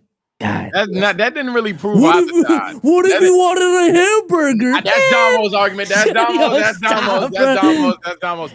I said, as far as my stance goes, Nick, I think there's a price on everything. There's supply and demand, if you will, wants and needs, if you will. There is no reason why like he cheap because he ain't want to pay $3 for a slice of cheese. $3. Okay, that's a bigger question, Roy. Is that guy cheap? Is that guy cheap for not I getting the don't think cheese? he's cheap, but like Thank you. I said, like I mean, it depends on where you're getting it from. If it's from some like mom and pop's thing, nah. But if it's like a nice place, I'm gonna pay for the cheese. There better be some good cheese, Yeah, where were they at? They're at a sit down restaurant. Local sit down restaurant. That could be TGI Fridays. Oh, we know that could be Applebee's. Okay. It could be Roof Chris. We don't know. It could be the Cheesecake Factory. I'm just saying, I'm not paying $3. I'm just saying, I'm not judging nobody that wouldn't pay $3 for cheese because I'd be like, $3. Do I want cheese? Like do I not want the chicken instead? Like I'm thinking about that. That's a lot. You would switch up your whole order if you heard the cheese was $3? Shit. If I'm undecided, I always have two. When the waiter pull up, I always got two items in my brain. So if I'm sitting here and Are you serious? Yes. So if I'm like, oh yeah, I wanted this hamburger. And then what I'm saying, I'm like, yo, where the cheese at? And then let's say, I don't know, chicken tendies today, right? Fuck it. If that $3 cheese is the difference between me getting tenders or not, shit. Some tenders, man. Okay. Wrong with a little bit of tenders. Even though I wouldn't order tenders at a restaurant, chat, obviously. Last super chat for $1.99. Tino El Bandito says, ask Roy if Gobert is overhated. Here we go. And that is actually the last B-ball question we have from the NBA perspective. Now, I know that you've seen the comments. I know that you've seen the commentary from the rest of the Brotherhood. I know that you've seen the tweets, literally everything that talks about Rudy Gobert and his performance during the playoffs. Hell, his performance, period. So Rudy, to me, and I'm being honest, not tiptoeing, he has 4 defensive, player of the year. So like they don't just give those out, just because. And like all those people that are writing articles about him, those are the same people that could potentially be voting for. I don't know who votes for defensive player of the year and everything like that. But I feel that I've thought about doing a video on this, but please. I think he is analyzed. He has those 4 for a reason, and he's held to a very high standard because he has those 4. Do you think Dikembe Mutombo could be able to move his feet and defend on the perimeter better than Gobert? And he has a bunch of defensive player of the years. He was blocking shots at the rim, and it's just a thing that things change. You get switched out there. You're isolated. You don't have help. You're on an island by yourself against somebody that's quicker, who has going downhill. So, but at the same time, I think about Shaq and him. The first thing that comes to mind when he has anybody rebuts him in terms of arguments, like, I got the rings. So, and to me as a player, those are the most important things. So for me, I defer to that, So, I mean, everybody wants a ring. I remember I had a teammate, James Posey. He came into the locker room and brought his Boston Celtics championship ring. It's a big ass ring, this big, and he just left it on his in his locker during practice, and we're all just looking at it. It's just bro, it's something we all want, we all work for. So when those people do talk, I do listen, as a former player and everything like that. But I do think he is over criticized. And I think you say, I swear I didn't think you were going to say that. You disappointed? No, it's what he feels. So I can't. What are y'all's thoughts though? What are y'all thoughts? I think he's easily overhated. Yeah, Wow. he's overhated. He does have flaws though, and I think Rudy Gobert is in the pendulum. So I call it the pendulum of really much anything in society, but something that is underrated and underhated, and then it's overrated and overrated, and I think it's back and forth. And right now, on the side of y'all are doing way too much from Rudy Gobert. Should he have gotten all the DPOYs? Maybe not. Who cares? For me, he's a damn good defensive player. He's not a perfect defensive player. He's not a player that I want on the top of the key, but most centers I don't want on the top of the key. So I think right now, yeah, he's definitely overhated, but maybe it's because of the contract. I think he's definitely overhated, and it's because of something that you said. And I think the reason why it's definitely important to ask you this question is because you're coming into the league at a time where like guard play is ascending to this next level, this perimeter play is ascending to this next level, and you said it. Is Dikembe Mutombo guarding the perimeter like that? So from your perspective, can you talk about, especially like your college days, going and then to the end of your NBA career? Can you talk about how your defense had to change, or just like bigs stepping out to the perimeter and guarding that, the challenges that you had to face as your career progressed and as those, guards got, I don't want to say better, but really started to cook up? Yeah, so I'd say this. In college, my JT3, John Thompson III, had me doing hedging hard on all screens, and our coach always had us the first ball screen of any game, whether it starts at right after the jump ball, the tip, or it could come 3 minutes into the game. The first ball screen, you have to trap the ball screen to send a message on the first ball screen. So a lot of the times, if I was not in position ready to go, if I'm a step late and I show the guard bumps into my hip, I get a quick foul in the first minute or two in the game. So that type of thing I had to like lock in on pretty early because I wanted to stay on the court. You don't want to get foul trouble early. But then as I got into the league, they have like drop coverages where they ice the ball screen on the side to keep it on one side. So I'm like dropped off the screen. So that's primarily how I played in the NBA, unless it was Dirk Nowitzki where I had to be up on Dirk to show, or hedge connected where I don't, go all the way out. I just stay connected to his hip and show out. So there's different varying ways of doing it. But the way how I was taught to do it primarily in the chunk of my career, it's the exact same thing that would happen to me out there with Gobert, unless I consistently worked on showing on screens all the time. And you have to be down low in the stance. A lot of times, if you watch when guys are in help side defense, they're just standing straight up, barely knees bent, ready to go. So that's when you can run into trouble. And that's why guys just switch more than anything. 1 through 5 or 1 through 4, just switch, because if you're a step slow, somebody gets cracked by a screen, if they're coming downhill, you might as well just switch, so yeah. That's definitely interesting. And then I wanted to ask you, in terms of the criticism of Rudy Gobert, is that essentially, hypothetically, in the slanderous way, he's just a big guy that puts his hands up in the paint.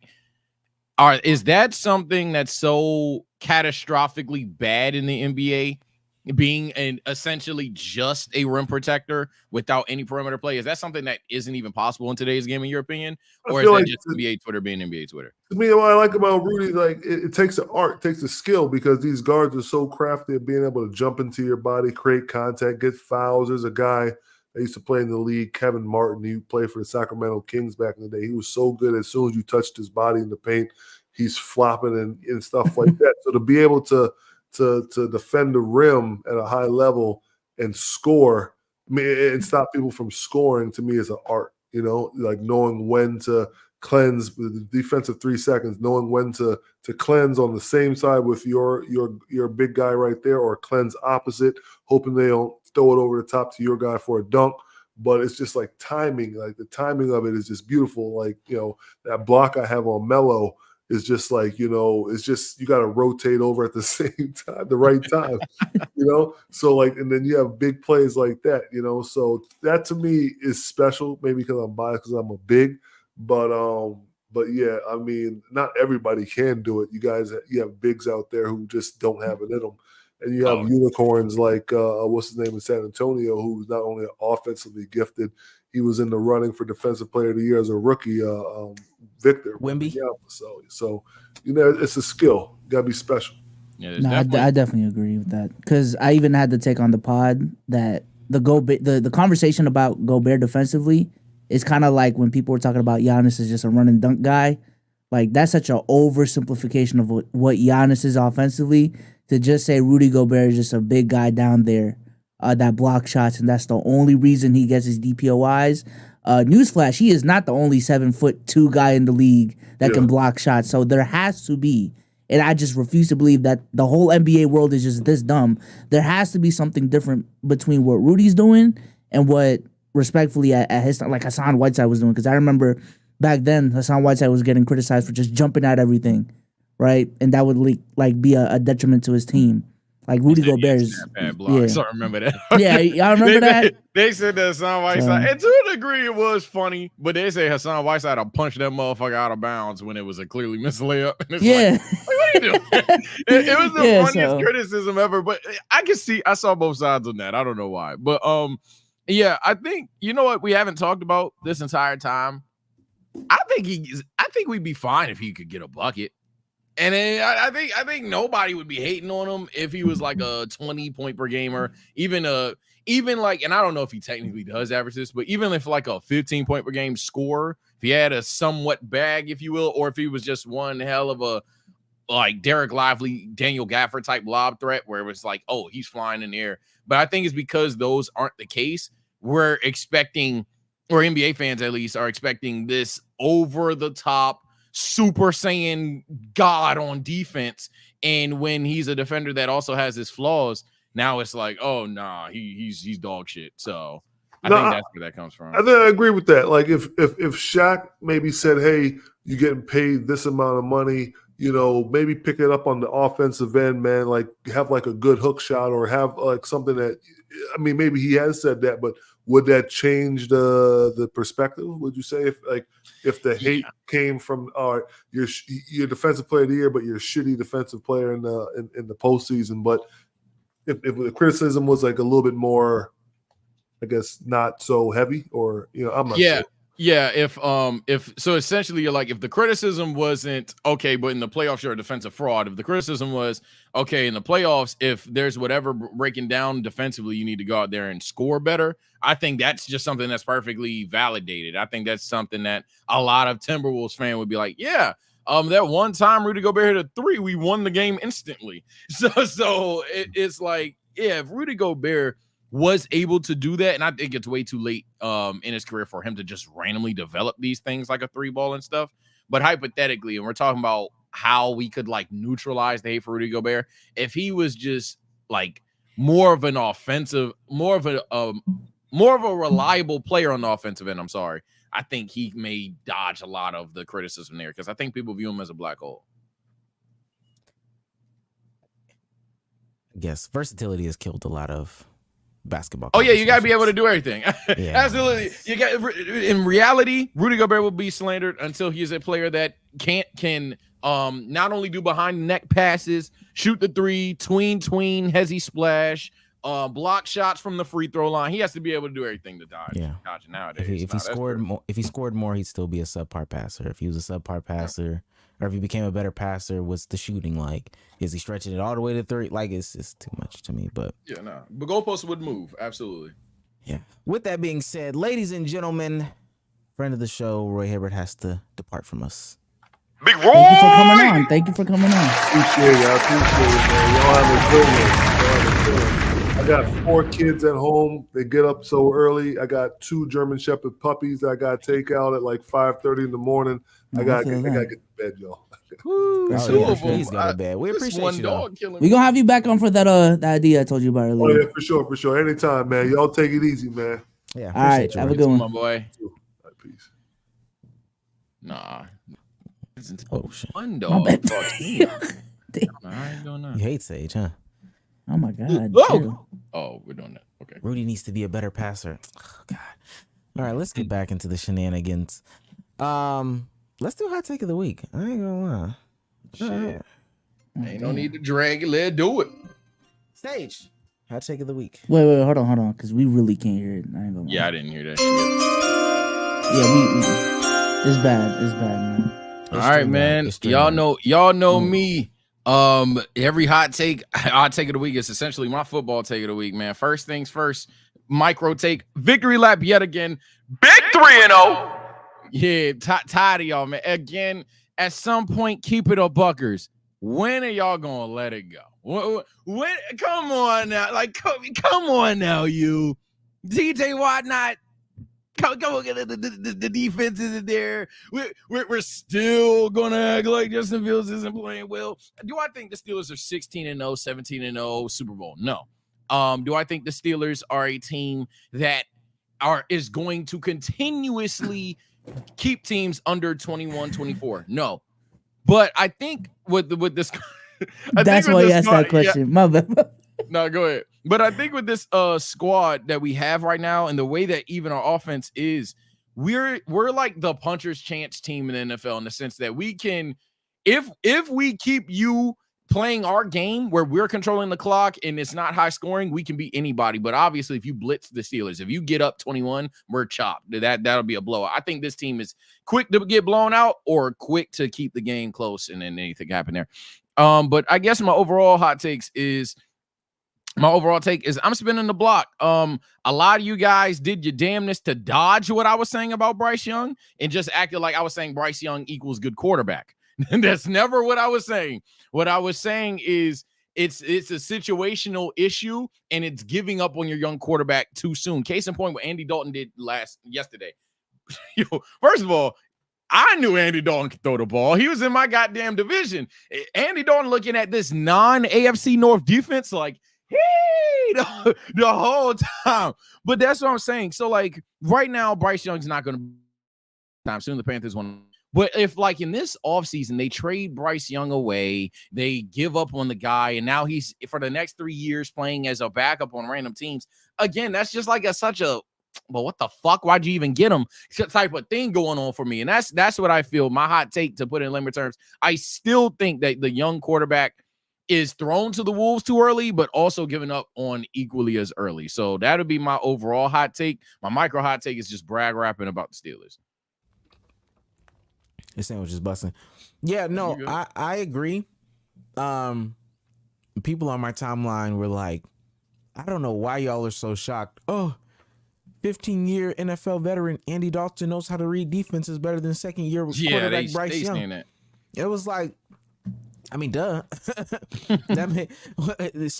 was in the way harder division his whole career. I'm not shocked Scoot at all. Henderson's turning the ball over left, right, and sideways. Can't figure it out. Then they throw Malcolm Brogdon in there. Oh my god, this is an upgrade. Like, no, stop. Damn. Well, yeah. Scoot Henderson's literally like 16 years old, and you just gave him an NBA team, a piss poor NBA team at that. It doesn't work like that. Like, it truly does not work like that. What's his name? Scoot Henderson's trying to figure out the passport situation so he can go and play versus the Raptors, and Malcolm Brogdon has 8 kids. Like, I don't know. It's just a different game.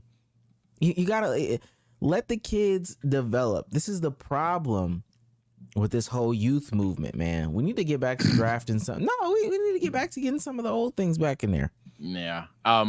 Maybe one day if we get heavy into football, we could talk about how, like, I'm starting to think back on how I used to think a couple years ago. I recently changed my mind, but I might change back to, hey, if I have the number 1 overall pick, I need everything on my team. I'm getting a goddamn O-lineman. Somebody putting their hand in the dirt. And I hate to yap it up because it's hot takes, but I gotta talk about it too. It's a part of the brag rap tour. Yo, Ravens fans, y'all. Or YouTube Ravens fans, welcome to the party. DMV been known this. My group chat been known this. Y'all just now realizing that the Ravens choke? Y'all are just learning this? The Ravens literally, like, it always sounds like hate because it partially is. I'm a Steelers fan. But it always sounds like hate when we talk about these things. We talk about Lamar not showing up in the postseason. When we talk about X player underperforming, Y player underperforming because they're the Ravens. They're so cool. Ugh. The Ravens have been like this for years. There's some people that even want Harbaugh out of there. I think that's a bit extreme. But no, the Baltimore Ravens, again, I'm not gonna act like when healthy, when focused, when locked in, won't just dominate some teams like 45-10 niggas. But this is something that's been in Baltimore for like 5 years minimum. So I don't know why y'all welcome to the party. We've been at cookies. I think there's like 2 left. But yeah, no, that's why I don't think the Steelers are going to just dominate through the division. When Baltimore get rolling, they're going to get rolling. When the Bengals get rolling, they're going to get rolling. But this is nothing new. I'm surprised y'all are just now learning that. Okay. Bsolz, your hot take of the week. All right, hot take of the week. All right. So I went to the Fever Sun game yesterday, and my God, just not really a hot take, just a lot of observations, man. First of all, man, we was right about the Caitlin Clark being the most hyped up player of this generation. Cause I ain't gonna lie, man. Went into that arena, half of the jerseys were Fever fans, man. And I know for a fact, out of half of those Fever fans, probably 75% probably just started watching the W like this year, for real. Just because of her. I've never seen anything like that in my life. Last time I seen something similar was probably prime Steph Curry when he was rising to the superstardom the way that he was. Everyone being a Warriors fan on the road and things like that. Every time she shot a 3, similar to Steph, whole arena be gasping. Now, she did go 1 of 13 yesterday, so there was a lot of fucking gasping. Yeah. And also, yesterday was a perfect example of why I am not paying over $1,000 for fucking sports tickets specifically. Just for that fucking reason. Because I'm not going to lie to myself. I go to these sports games specifically to watch certain players dominate. All right? When I went to that game, I wanted to see Caitlin Clark dominate. But when she didn't put up the numbers, it's like, Now, Marina did go crazy. Hey, that was a show. But still, man, like I'm going to a Wizards Warriors game. Curry stinks it up. I don't feel like I wasted money though. Like, I'm just saying there's a difference between me spending $1,200 on that and the same $1,200 going to a concert of my favorite artist, knowing for a fact I know he's gonna perform, have a set list, and like I know what I'm paying for. But that's like, but to use the same analogy here, and we really need to dead these, but we won't. That's kind of like if, let's say, your favorite Kendrick song is ADHD, and you spend the $1,200 or whatever to see Kendrick, and he does every song but ADHD, and then being like, oh man, I wasted my money. That's not. Nah. And respectfully, you ain't never been to a concert where the artist lets you down. I've been to, this was Summer Walker. This might have been after, what's that? It's a second project where it's raining or whatever. I'll look it up. But I went to her concert. Gang, when I tell you, like, her voice was shot. She's already a piss poor performer because Summer Walker don't dance. She don't move around or whatever. But her voice was shot. That was the main thing. And, it was the Girls Need Love tour. I went to go to the Girls Need Love tour. It was right after Drake did the song or whatever the case may be. So we think it's going to be hype. Her voice was shot. She couldn't sing. She wasn't moving. It was a very bad experience. It was terrible experience. It's the same concept. If Caitlin Clark averages crazy numbers, you expect her to put up her averages. I guess you're going to say the likelihood of her having an off night is higher than an artist, I guess. It is. It just is. I mean, I don't know, bro. I'm just saying. Imagine, because y'all were telling me, Game 7, Boston Celtics in the NBA Finals. You not going? First of all, them prices are $4,000, and there's a likelihood of the Celtics losing. No, I'm not about to play. I'm not about to pay $4,000 to potentially see my team lose. Nah, I'm gonna just watch it at home for free. Fuck that, man. If you said too expensive, what am I gonna do? Count your pockets? Can't do that. But you're saying it's not even necessarily it's too expensive. I don't like the risk of disappointment. I can't get with that, man. That's the whole point of the game. The whole point of the game. I'm just saying at a certain price point, it becomes gambling to me. That's all I'm saying. But with concerts, you know, you can they put out the set list, or people put out the set list for the tour. You know what I'm saying? Even the things with the voice being shot, you can get, you know, a couple days notice on that type of shit. But No, you don't. No, you don't. No, you don't. I got an example of mine. Two. One, the Kendrick concert. I went to the Damn tour. He was supposed to have Trav there. Travis Scott, the person I was with, was looking forward to Travis Scott being there. Travis didn't even show up. So that was that. And then Broccoli Fest. A lot of people, I'm not even necessarily saying this is my opinion. A lot of people didn't like Yachty's set because they were like only knew his songs, and he was doing a lot of the Concrete Boy shit. So they was like just standing there. Some people was dipping out and shit like that. So there's a lot of times at these concerts where you don't know what the fuck gonna happen. You be sick about it. I think you've had good concert going experiences, which is a good thing. Like that's not. I actually applaud the fact that you have had good concert going experiences. You like as hell. There's people that just like LeBron didn't drop 27. There's people who have bad concert going experiences too. Bsolz. I don't know why you. I don't know why you think you accept. I feel it. They out there. They out there. But last part when I brought up, Giannis dropped 50. I hate these one-off examples. I feel it though. Also, I'm not gonna lie, and I don't want to sound like a cuck in any way, shape, or form. But like, if I'm a Lakers fan, pause me. If I'm a Lakers fan and I buy these Jokic Game 7 tickets, right? And Jokic give the Lakers 60. I'm not saying I wasted my money, dog. Like I'm not gonna like. I'm gonna and be the mad. Nuggets won. And the Nuggets won. Yeah, that's what I'm saying. I'm gonna be mad. I'm gonna be hot, like pissed off. I'm not going out there saying I wasted my money. I'm gonna just be pissed off. Hey, Sage, I'm glad you said that. I'm glad you said that. I didn't waste my money, but I'm pissed the fuck off. Come on, bro. You paying to get mad? No. I'm not lying. Listen, Sage, I'm glad you said that. So there was a player that came off the bench for the other team.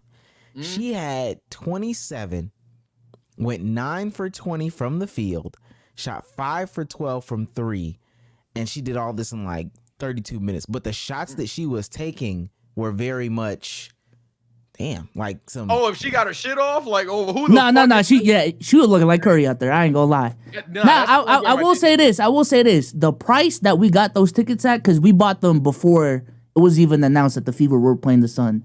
They were discounted relative to what resale was gonna be and all of that. Say the price. Say the price. It was $180. Oh, each. piece? 180 each. Yeah. Oh man. That's what I'm saying. So shit like that, I'm not gonna be I fucking wasted my money. But I'm saying 800 a piece, 900 a piece, 1,000 a piece. God damn it! We just had to get blown out this game. Nah, bro. It's again. I think we just disagree. And by the way, that's the one game I didn't see. I'm watching Phoenix come back down 20 against Minnesota right now, and then I saw this Aces play the Storm. But like, I think for me, ultimately, I fuck with your logic of $1,000 ticket is crazy. What am I gonna do? Say spend $1,000 tickets if you got it. You don't want to spend 1,000, you ain't gotta spend 1,000. However, the idea that if I spend this, my team gotta win and X player gotta cook, bro, you're tripping, bro. It's about the experience live. That's it, bro. So I did want to ask. I can't have a great experience if my team loses. That's my thing. That's my thing. Come on, that's real. And that's real. That's some real fan shit. The experience cannot be great if my team don't win. What? So let me ask you this, because I had that same experience, or it sounds like a similar experience, when the Fever went out there and she got it up.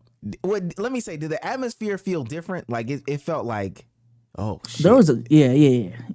It's some aura in this motherfucker right now. The arena's in the casino too. Even the walk up to the oh damn. So where y'all coming from? Oh whoa, okay, okay. And then when that first one went up in the air, it was like yeah. What about, bro? And then by shot 4, damn, she 0-4, man. What's up, bro? Damn. Now I am mad that you didn't get to see that, because having her do that in that environment would have had you been like, I ain't gonna lie, I gotta buy season tickets now. No cap. Also, I ain't gonna lie, I usually don't complain about refereeing, but the amount of stoppages, and I don't know if y'all saw the game, the amount of stoppages specifically in the first half, the shot clock problems and all of that, bro. I'm like, God, can we let them play hoop, bro? Damn. Especially because the Fever let they get up and down the court and run the break. There was literally like the Sun would miss, and then the shot clock ain't working. Inbound the ball. God damn, man. But it is what it there's is. none of that in this Phoenix Minnesota game. Sidebars. Omar, is Phoenix always like this run and gun ass team? Because they were literally getting smacked. And this is a crazy comeback I'm watching right now. I don't know who won. Spoil, don't spoil, who cares? They were getting smacked this whole time, and they just keep running. Fast break late. So is that them, or like, I'm a casual, you know that. Is this who they are, or how does that work? I know Diana Taurasi's a dog. They got off yesterday, specifically Natasha Cloud. I'm not gonna say it's them.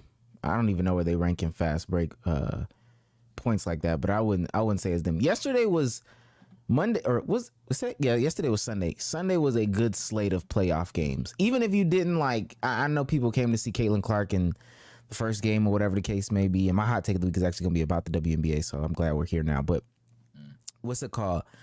That was a great slate. Atlanta got smacked around by somebody that usually comes off the bench. That was so if you want to see a smack around, that was great. The Aces came back, which was also crazy. And then that Phoenix game, Nafisa had 38. Yeah, that should it's be tripping me. 84-85 right now. They hooping. Oh, I don't want to tell you that. But that's Nafisa, really like an NBA 43 too. Yeah, bro. 38 in like 39, 40. There's only 40 capable minutes, gang. She only sat 10 seconds. She only sat 10 seconds of the game. Yeah. 40 or 38, gang. That's all of it right there. WNBA. All right, I'm excited. All right, play my sound. Play my sound. I'm ready. And shout out to the Colts fan in chat, man. The AR hates corny. Let me say this. Everybody doesn't need opinions. I am so tired of everybody's fucking opinion. And I know this is crazy because we got a podcast and everybody for the past like 3 weeks has been like, Omar, you have a podcast. So the WNBA announces A'ja Wilson winning the MVP at 8 a.m. Eastern time on Sunday. At 9 a.m., 8 a.m., whatever. And then they also announced those awards. They started announcing the awards early. They had the playoff graphic, and it didn't feature Caitlin Clark. And all of a sudden, these people with marketing degrees come out of the woodwork. This is why the league isn't succeeding, because of marketing, and they don't know how to market. Yo, bro, shut the hell up. The games are on Sunday with NFL football. Shut up. Any of these things can be debunked, or just, if you just thought about them for 2 seconds, it would help you understand why you don't know what you're talking about, or it's illogical to do what you're saying. The graphic thing is okay. Some of it is like engagement or rage baiting. Is that what they call it? Some of it is rage baiting, and y'all are falling for it. Okay, y'all are falling for it. Yeah, she's off the graphic. Just so y'all can talk about how she's not on the damn graphic. That sounds like dope marketing to me, no cap. That sounds like the best marketing in the fucking world. A'ja Wilson gets announced MVP at 8 a.m. It didn't affect the numbers. I'm sorry. What I heard from YouTube, if you're going to drop a good video, it's going to do what it needs to do anyway. So those that were looking for the announcement, anyway, is A'ja Wilson even up? Gang, shut the fuck she up. Shut up. That shit don't work like that. It doesn't, like, if they dropped it later in the day, in the midst of the games, that wouldn't make sense. Trust me, that wouldn't have made sense either. That wouldn't have made sense. None of these things would have satisfied you. I'll say this. I'm actually glad that they do it at the beginning of the playoffs, as opposed to how the NBA does. I hate it when second the NBA, round. Yo, that's just so annoying, bro. I hate it when And the award show at did. the end of the season, post playoffs. Oh my Hated god. that shit was bullshit. Announce it now so people can get pissed the fuck off. Caitlin Clark on WNBA first team. Okay, we're gonna go out there and we're gonna smack her around. Yep. Literally, we're gonna poke her in the fucking eye. Okay. A'ja Wilson gets the MVP. All right, we're gonna try to show her what the MVP is. Oh, nope. She comes back and shows you, and the rest of the team shows you why they're the reigning champs in the NBA. I like that. I can always remember the whole Akeem Olajuwon. Yeah, I watched David Robinson win that trophy. And I had to go out there and bust his black ass. I want to see that. And last, but certainly not least, if I hear another motherfucker talk about, oh, why are all the games on Sunday? It's football. It's football, gang. It's going to be on. Okay? You don't talk about this when the NBA has games on Sunday night or Monday night or Thursday night. It's football. And I'm going to be 100% honest with you. The people that want to watch the Patriots versus the 49ers are not the people who want to watch the Aces versus the Storm. Yeah, football is a monopoly. We've even had talk about when to do podcast times around football, and then ultimately we said it's fucking football. Like that's literally what we've concluded, chat. Like, we are literally live at Monday at 8:00. I don't know about you, but there is a game on there's a game on right now. Just put on a better product, capture the people that you can capture live, the people that are gonna watch it afterwards. Also, it's 2024. So you know what I do, Sage? When Multi-tab. Oh my God, 2 tabs, 2 monitors, my phone. Like, I also have the ability to watch things on multiple devices. But if you ask these, I even ran down the rabbit hole with one of them, and I'm glad he responded. Shouts out to him for responding, because then we came to a better conclusion. I was like, so do they just put it on Monday night? Yeah, nope. Me with Monday Night Football. No, well, they could just Tuesday. Just do a Tuesday. At Wednesday. some point, you just a cuck. Like, relax, man. Yeah, you're literally telling them to fuck off, do Tuesdays and Thursdays, because Monday you would, at this fucking point, we're arguing bigger companies. Oh, you're going to compete with Monday Night Raw? So, all right, bet. So, just go to Tuesday. And Tuesday, I guess. Thursday Night Football. Friday Night SmackDown. Saturday, college football. Sunday, JJK drops every Wednesday. Football. Like, all right, bro. Dang, there's only so many days. There's only so much you can push it around. And I know y'all have the answers because you've been consuming the WNBA for so long and you just know all the marketing issues. Like, I know you have the answers. But at some point, you just got to think logically. I said, well, what does that look like for the rest of the schedule if they push it off? Just, it can only do Tuesdays and Wednesdays at that point, right? What happens if you just push it off to that point?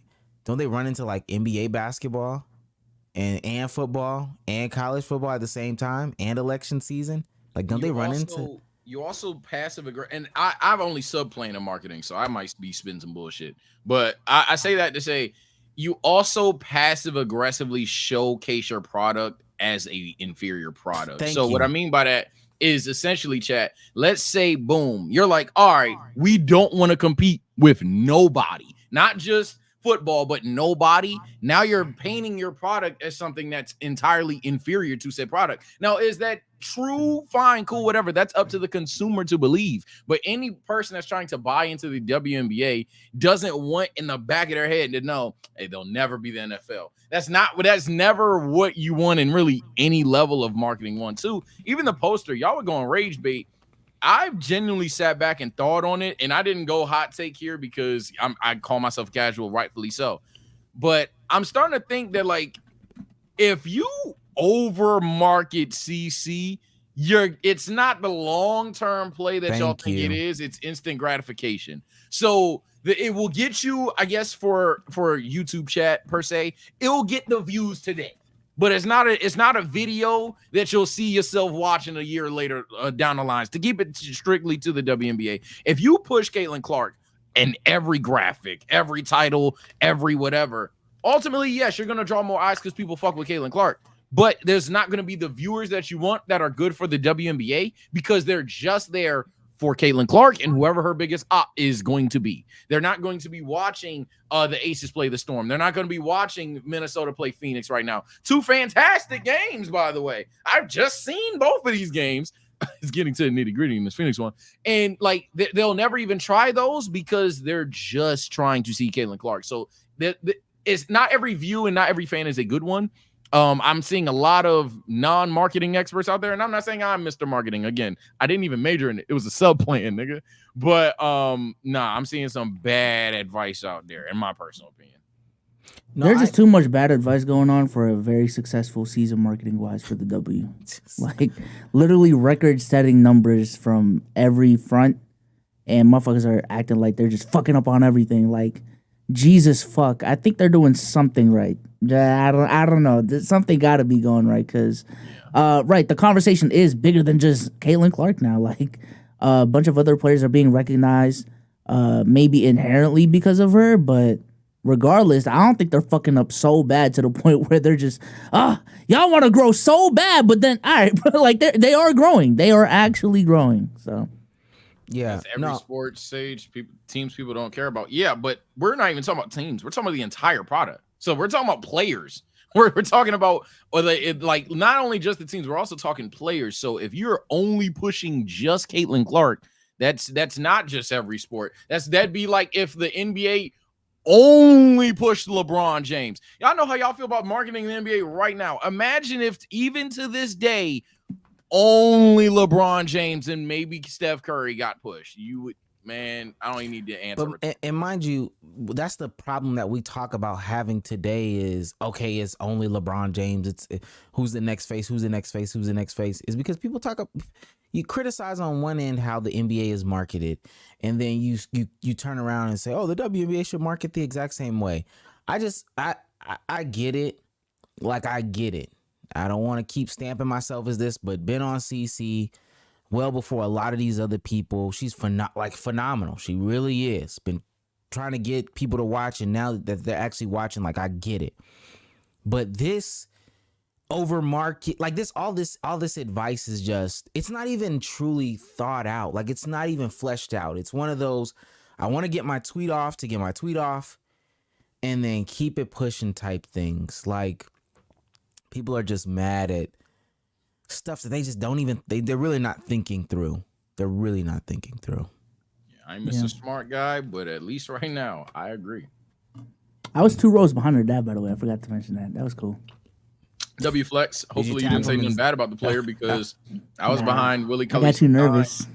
It's crazy. I was behind Willie Cauley Stein's mom, and my friend talked shit about him not catching a lob, and everybody in the row got quiet. I was like, "What did he say? Something that bad?" And the dude behind us tapped shoulder. That's his mom, bro. Oh shit! Oh shit! Oh shit! No! Oh no! So we just started rooting for the nigga for the rest of the game, bro. I think she found it funny, but she didn't turn around or nothing. I think she found it funny. You should have tapped him, Pops. You did a good job, man. Buddy.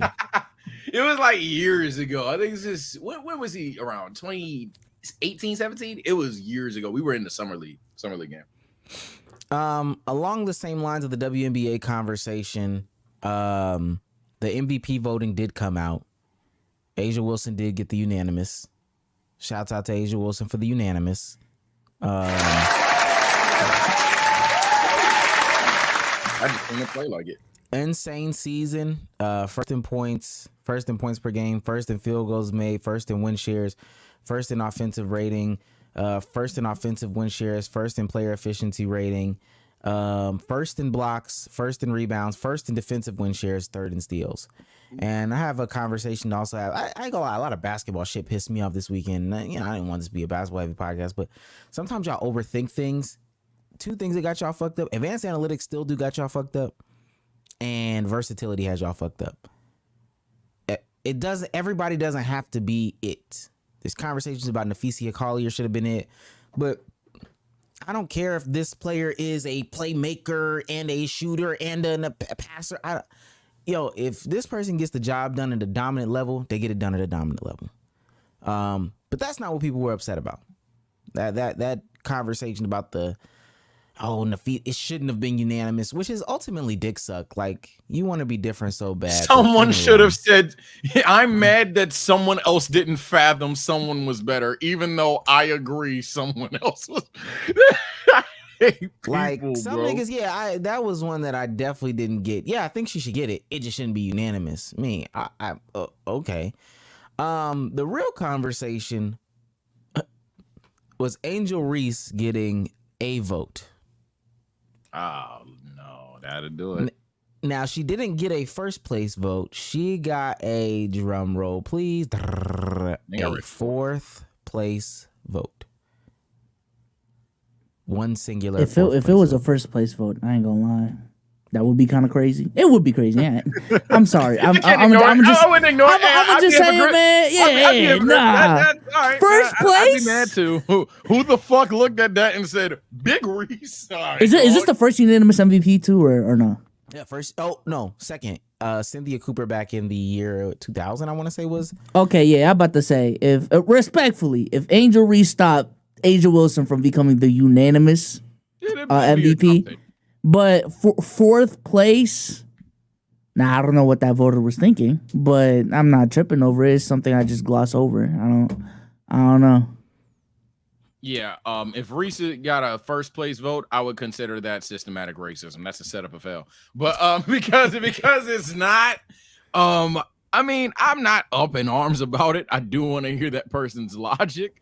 I don't know a lot about the WNBA, but I know she's not fourth. But I mean, if that's how you feel, that's how you feel. I know the double thing had a lot of people drinking the sauce on her to even get a Rookie of the Year, but yeah, objectively, I just disagree. I'm gonna let Omar have that. No, I just ultimately, like, again, some people want to be included. Some people want to have conversation. Some people want to be outraged about something. Gang, I ain't gonna lie to you. I really didn't even look this far down. You know what I mean? Like, I didn't even look this far down. I looked, because mind you, I'm not one of those people that can really even rattle off who won MVP every year. I would have to really concentrate on that.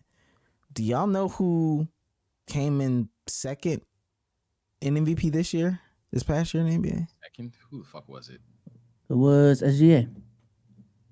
Damn, it was it. I'm a nerd, but okay, it was Yeah, SGA. damn, it was SGA. Do you know who came in third this year? Luka.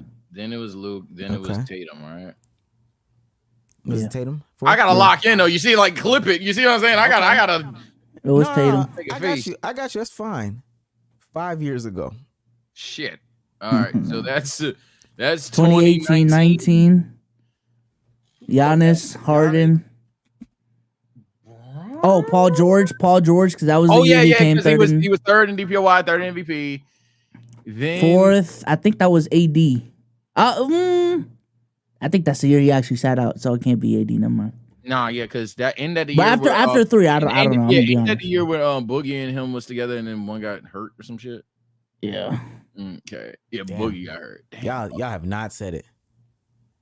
Fourth. Kawhi? No. Harden? No. Oh no. I said Harden was two. Top three right. You got the top three right. Westbrook? No. Ooh.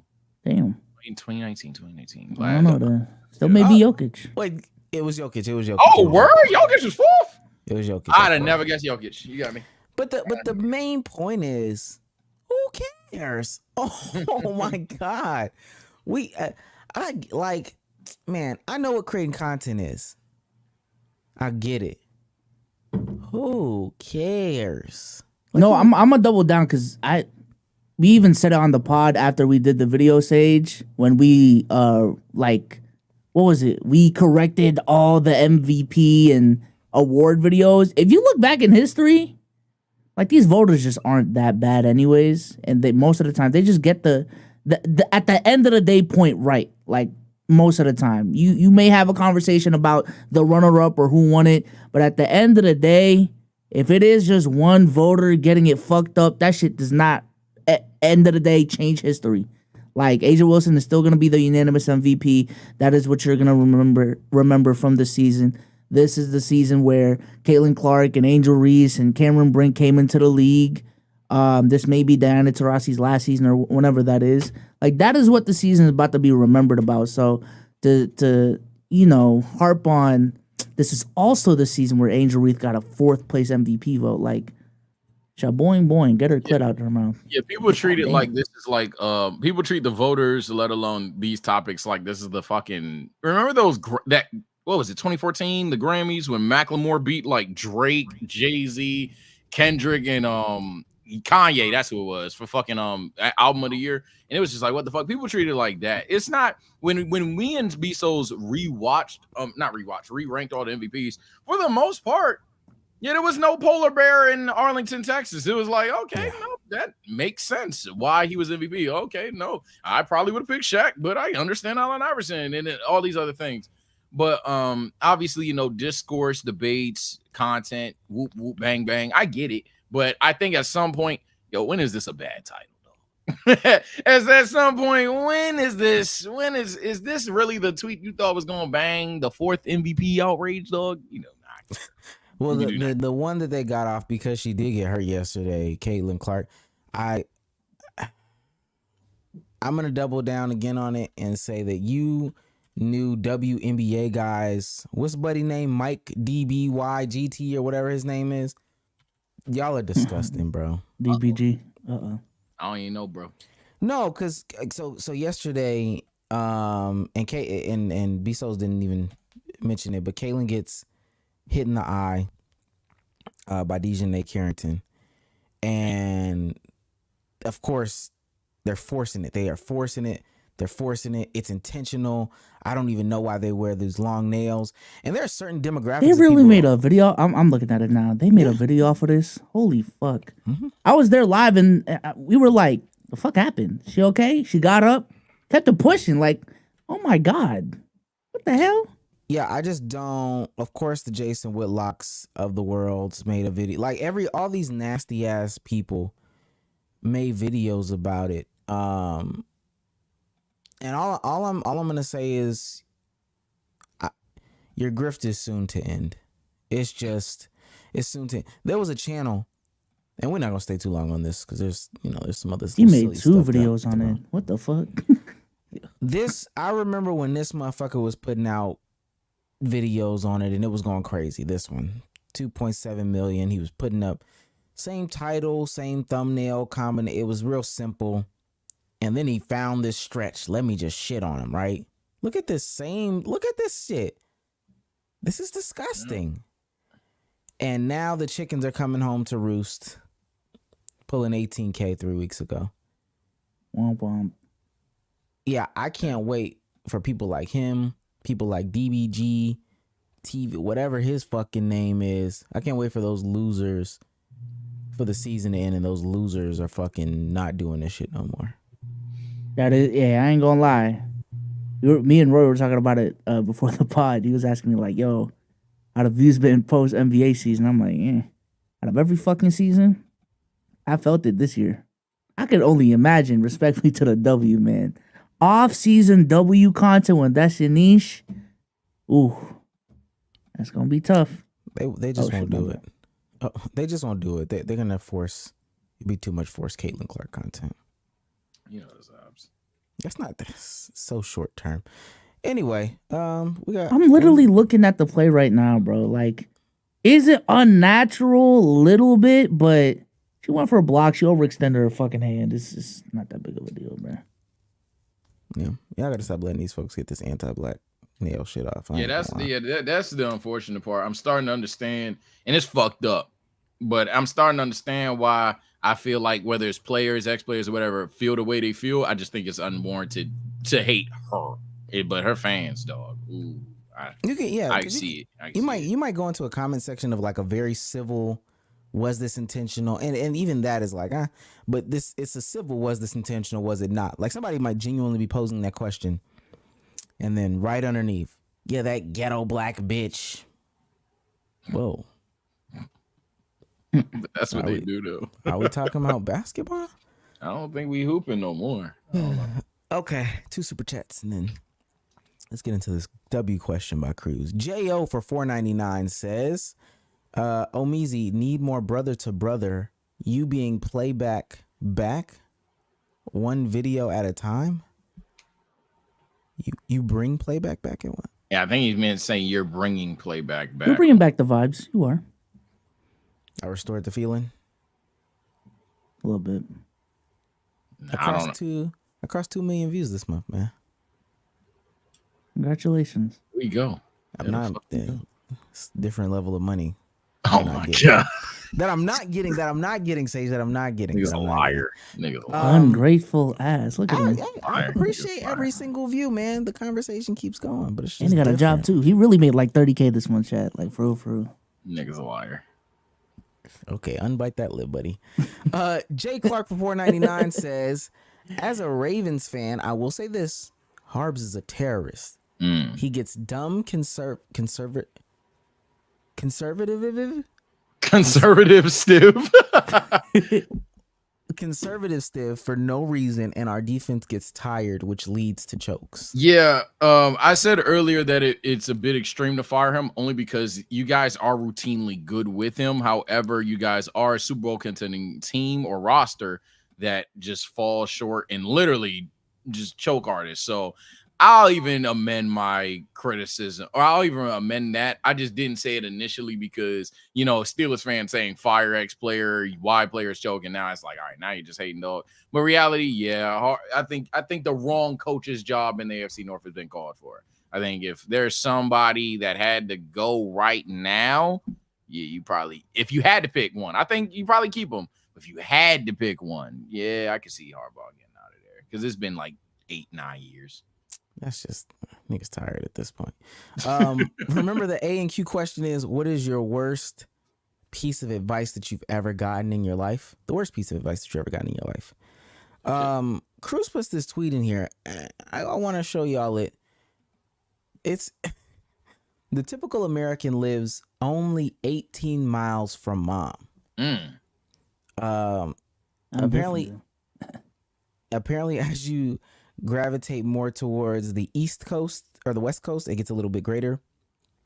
So if we go up the scale in Georgia, you know, the southeastern states, all these things like that, the median distance is 23 miles. I do not live 23 miles from my mom. Up north, it is 8 miles. Once you get up to the tippity top, it's 12 miles. 6 miles in the southeastern, you know, quadrant right here. 21, 14, 25. There is an area of Nevada, Montana, South Dakota, North Dakota, all that stuff, New Mexico, 44 miles. And then on the east or the west coast, it is 26 miles. It's 26. Damn. How is that looking 2024? I actually think the gap has shrunk just because people had to move back home. So that's what I was gonna say. So it's a weird thing because a lot of people, obviously this generation, a lot of shit on the internet is internet, but at the same time, motherfuckers is that flying out of there calling out bad parenting in this generation. But on the flip side, the amount of people that go back home in this generation, we don't talk about that. That pandemic fucked you up. Mm-hmm. So I know Bsolz is, you know, not living close to his mom. Do you want to live close to your mom? Yeah. Damn, he said that. I told you the 2 state, like if we were to move, pretty much the only other state we'd be willing to move to. So No, it's for said reason. To be close to mommy. Hey, trust me. Don't put it Mommy is crazy. Nah, you ain't gotta put it like that. Wait a minute, what's crazy about that? I call my mother mommy. How is that? That's Hey, I don't know. It's just because you said mom. Not being 5 times gaslit today, over, chat. And then you said mommy. the Not 6 being times, gaslit dude. today. Wait. What's crazy? What do you call your mom? No, I call her mom, Mom. but it was just like you said mom about 4 or 5 times, and then that time you chose mom. So y'all don't. Oh no. I'm not being gaslit today, ladies and gentlemen. No. Nobody's gaslighting you. I'm just saying, and this could be As y'all. he does it. This could be y'all. You don't call your mom mommy at all. Not no more. No, never. Never. Damn, you okay? Definitely. Never. Grown guy. I just called her mom or ma. Damn. No, I get it. I still call my mom mommy. That's the reason why I said it. Okay. No, just Dude. let's Hey, keep brother. it pushing. What's the topic type shit? Sage, what's the farthest that you think you could live from your mom? I could live anywhere. Let me be clear. Now, what I'm doing right now, obviously, I'm like with her, but like, if it's not a matter of when I'm deciding where I live, it's not a matter of being close to her. It's a matter of unfamiliarity for me. So like, my biggest thing has been the travel, passport shit, but I've never pulled the trigger. So it's a me thing when it comes to leaving state, leaving country or whatever. But in terms of, hey, ma, I'm gonna live out here. She gonna do her. So if she wanted to see me, she would. It's nothing like living close to mom isn't the highest on my totem pole at all. Like even Really? yeah, like literally the conversations we've had, even that I know you're trying to refer to, that's about me living in a familiar area for my first move. It's not necessarily, oh, I got to be there for moms or whatever. Now, I'll admit this. If she came to me like, I don't want you living far from me, I'd take that. I'd take that, and I'd factor that in my decision. But nah, right now, and maybe I'm just talking big, but right now, nah, it's not necessarily nothing. I'm like, damn, I don't want. Mind you, Sage has not moved yet. I have not. Yeah, it's because of mommy gang. No, it's not because of mom. It's because, well, no, it is, but it's a whole different game plan. I don't need to say on the internet, but long story short, she should have been out of here. She should have been out of here. So let me ask you: if she comes to you and says that I don't want you far away from me, it wouldn't be number one. It wouldn't automatically become number one. It wouldn't be number one because I would be like, is this empty nest syndrome? Is this I don't want to leave my baby shit going on? And then two, am I really truly hindering my personal life? Not work, not opportunities, but just like how I feel about my life. Like for example, let's go for Texas, Atlanta, to do content places. If my bones, yo, I love Atlanta, yo, I love Texas, I really want to go there. And then she's like, but I'm gonna miss my baby. Ooh. Now it's like, nah, man.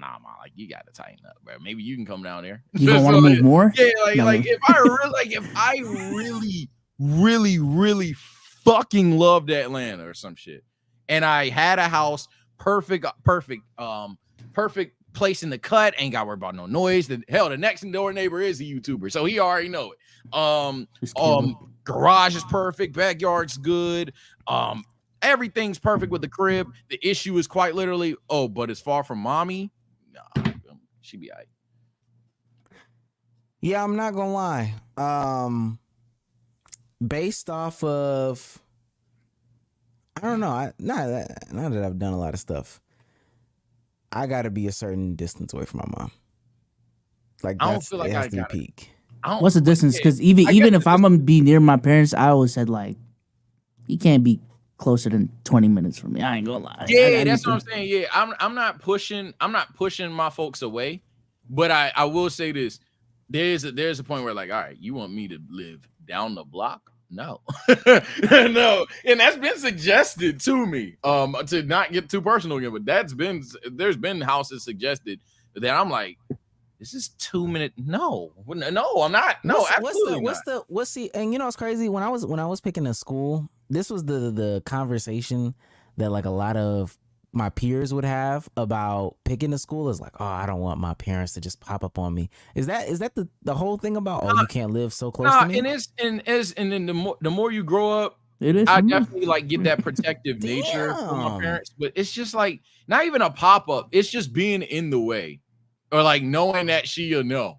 Because like my mom is a fucking super spy, Hall of Fame, whatever the fuck, and it's just like, yo, leave me alone, dude. Like, leave me the fuck alone. Like, why do you want to be 2 minutes from me? Anytime something go on, now I gotta pull up more. Now I gotta do more. I ain't gonna lie, I'm gonna sound like El Son. Now I gotta do more favors because I'm 2 minutes away. Like, leave me alone, bro. I feel like 20 minutes for me is the perfect distance between like, I got my own spot, you got your own type shit. Anything closer than that, we on the same block in my head. So, yeah. I feel like if money wasn't an issue, and what's crazy is my mom's next door neighbor died. They were old as hell, like 90s. I was really looking into buying a house next door. It's a family name land thing. I give you that argument because that it's like ownership, shit like that. That's good. Well, not even that. Even if we was renting, in an ideal world, literally all of my family would live on the same street. All of my family would live in the same compound. Like if there was a huge like 100 acres of land or whatever, all of my family, I'm talking about my mom, my brother, my cousins, my girlfriends, family, all that stuff will live in the same vicinity. But I do a lot of stuff with my family I just think it's so much easier. It's just so much easier to do the family thing. Just being that close. I don't know. I love my mother to death, but I feel like it defeats the purpose. I feel like if I move out, especially for me, if because it'd be my first move. If I move out the house and she's right there, then I really move out the house. And maybe that's pride, but it's like, did I really even? Somebody in the chat That's how brought up- Tim's house was set up when I lived with them. What? It's a cool vibe though. Like they had their main house and they had like a rest house like literally attached to the house. You literally open a door and you're in Tim's house. But they had their own like bedroom, kitchen, bathroom. Yeah, that's fine. It's fire. It's fire. I will say this. I think in my 20s and probably early 30s, I am probably still in that mode where, you know, I want my own life. I want my this, that, and the third. But like I'm even thinking down the line. Yeah, I think being closer to family as older as you get and as older as your parents get as well, I think it is natural to Oh yeah, want to be closer. Yeah, so. I swear on everything you stole. I was gonna say to conclude this topic. Now, if we were having this conversation and I'm 40, mom's up there in age, God bless, God willing, right? Oh yeah, nah, we all bold-faced lies. Oh, absolutely. Hey, Ma, you trying to stay somewhere to where any point in time something's wrong, 15, 20-minute drive? Absolutely. But right now, I just feel like, and maybe that's just the curse of being a young nigga. But like right now, I wanna do me. I think that and maybe that's my thing too. I've done it, and what does doing it really mean? Like I think there's a lot of like I have the imagination, but like somebody said, there's not really much to do because mom lives relatively close to me now. Like she lives within 10 miles of me now, so like 15 minutes or whatever. She comes over quite often, but it's not too often where it's annoying. She comes over just enough. When I do think like, oh, yo, you coming over today? She doesn't want to come over. She had her own place, and she'll say, and when we need to do stuff, it's just so much easier for me to not have to truly go out of my way in order to get her or see about something. Like tomorrow, she's getting fiber installed at her house. It's not a thing where I have to be so far away in order for me to like, oh, I got to go over there. I can literally stay at my house. The AT&T guy will call me and say, yo, I'm en route. I'll be there in 15 minutes. And then I could get up and leave my house, as opposed to like my brother stays an hour. Oh, y'all know. Yeah. Remember where we stayed at the Airbnb on one side of town and then we had to drive to the peer-to-peer set? Oh my God. Yeah, so I live closer to where the Airbnb was, and my brother stays on that side of town. So like an hour and some change. Dead ass now. Is that a side of town? That's the other side of the state for me. I ain't gonna lie. Like I ain't even. That's a drive from here to Boston, like for real. I literally crossed state lines and went to Connecticut in an hour and a half. Even me going from northwest to southeast ain't that funny. I'm saying these southern states, man, big as shit. That's 35. Other side of town, man. He just drove an hour, man. Fuck. But see, so like my mom's birthday is soon too, and so like the whole concept of I gotta come over there and say happy birthday and stuff like that. My brother has to pack a fucking spend the night bag and commit to, all right, let me get up and get over there, and then I might as well just be there. I ain't gonna lie to you. I think I need to change our terminology, bro. I think it'll help a lot, because if his place is not viewed as the other side of town, maybe the distance will be closer. I ain't gonna lie. Other side of town to me is like 10 minutes. 10 minutes. What a small ass town. Is that what it is, bro? For me, like 20. Other side of town for me is like 20, 25. West side of town for me is easy 40, but I was just like using DC as an analogy there because I don't think there's another side of town in Maryland unless we're talking like very literal, like the damn near racist side to like the most city side. Then maybe we getting in hours, but nah. Like in general of like Atlanta to Atlanta, you got that. I would say the other side of town bare minimum is like 45. Bare minimum. And that's with no traffic. Great. Because when you said he was on the other side of town, I'm like, all right, 30, 35, an hour, oh, fuck. You better pack the lunch. Okay, we're going to invite some people up to do the A and Q. I do have one Scottie Barnes video to play for you guys. Don't know if you guys know. Round of applause for Scottie Barnes, Bsolz. Scottie Barnes is gonna be a dad. I bet you saw this. It's a massive intro. Don't know if you. Congratulations on the kid. Yeah. It's unfortunate on the TikToks about it, but I'm not Shouts bringing that out negativity towards no kid. to Scott Tholomew Barnificent the third. And there you go. And apparently this is his ex about Scottie Barnes. 18 likes? Who hunted for this? Put a finger down if you were dating your high school sweetheart for almost 6 years. You're holding it down for him while he's trying to make it to the NBA. He makes it to the NBA, so you move to another country to be there with him to support him, all while studying for your master's. One day out of the blue, he breaks up with you, and then months later, he gets a white girl pregnant. Just me? Oh, okay. Jesus. Damn. Yeah. This is why sometimes I hate niggas, cause I ain't got that. But the fuck? What? The nigga had a girl from high school, bruh. Hold him down when he weren't signed, got signed, moved out. That was your takeaway? Yeah, hold on, bro. Cause I hate niggas, bro. Cause like how he win and how I don't, bro. Like this nigga got a girl to stay with him from high school when he wasn't on. He gets put on, gets drafted. She moved out with the nigga while she got while working for her masters, and then it's like it don't work because you wanted to fuck with the white girl. I hate niggas, bro. The way that you view things is crazy. What if she's Sabrina Nah, let me not, man. It's cool. That was fucked up. That was fucked. Yo, stop me. I'll say this. The woman that Scottie Barnes got pregnant was 33 or is 33. Yes, Jules? I'm kidding. Oh, stop. Is 33. The problem that I have with this is Scottie Barnes was a 5th rank. Hold on. Why is my brother calling me? Scottie Barnes is a 5th rank ESPN recruit. What the fuck does she mean by held it down? What did she do? I don't know how true it is, but hey, I'm just going by what she said. And I'm still mad. I hate niggas, bro.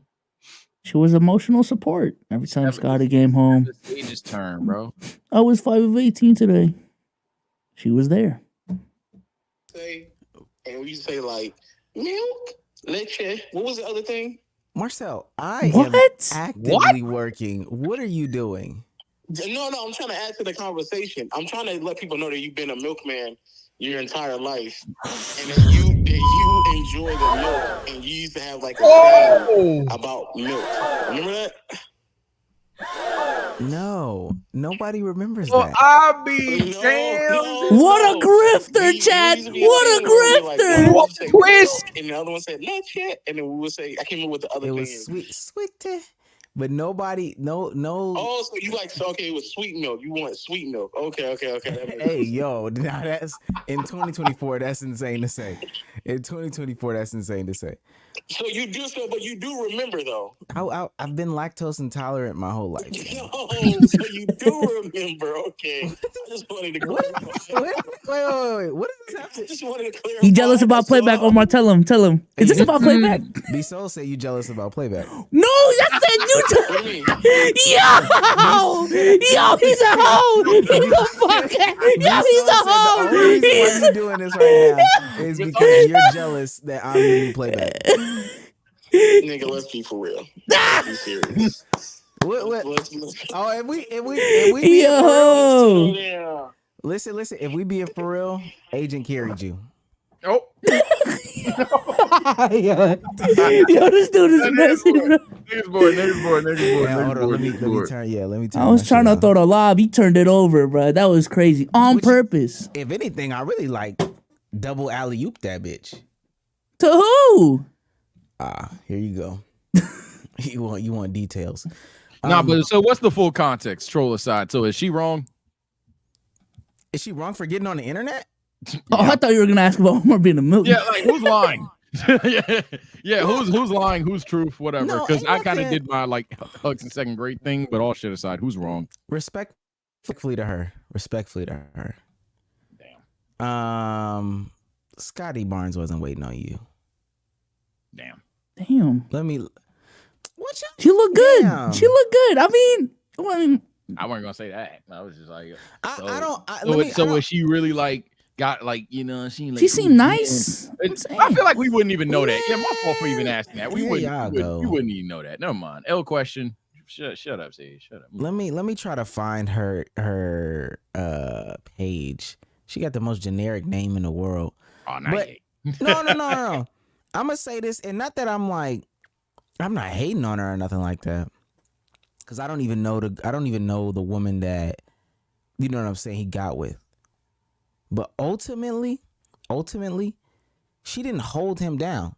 So that's on her for expecting to reap the benefits of whatever she was doing. What is hold him down? What does that even mean in that sense? Yeah, I don't know, and we'll never know because I ain't gonna pry in a relationship and shit like that. I thought you had like evidence to something, and it was like, oh damn. Well, yeah. No. It's not. What? That's not hate. They That's were in hate, man. college. They were in college. He was a big time athlete. He spent 1 year, and he probably also was getting money underneath the table. It's not like he had to get his clothes done. It's not like he had to take classes seriously. It's not like he had to do anything that would involve her holding it down. What is holding it down? Sucking his dick? Hey man, Mr. Head over here. Now you want to downplay Head. No, I'm Mr. Pussy. Oh, my bad, my that's bad. Damo. What if she had Fire Cat? I ain't. I mean, I'm sticking by my pre-assumption take. Then, man, when is it my turn? Why can't she expect loyalty? What the fuck? What is that? I'm on her side, man. What does that mean? What do you mean expect loyalty? They've been dating prior to that. Because from my understanding of what you're saying, he a 5-star recruit. He made it to the NBA. You shouldn't expect loyalty from a guy like that. Like, they've been together since high school. He got into the league.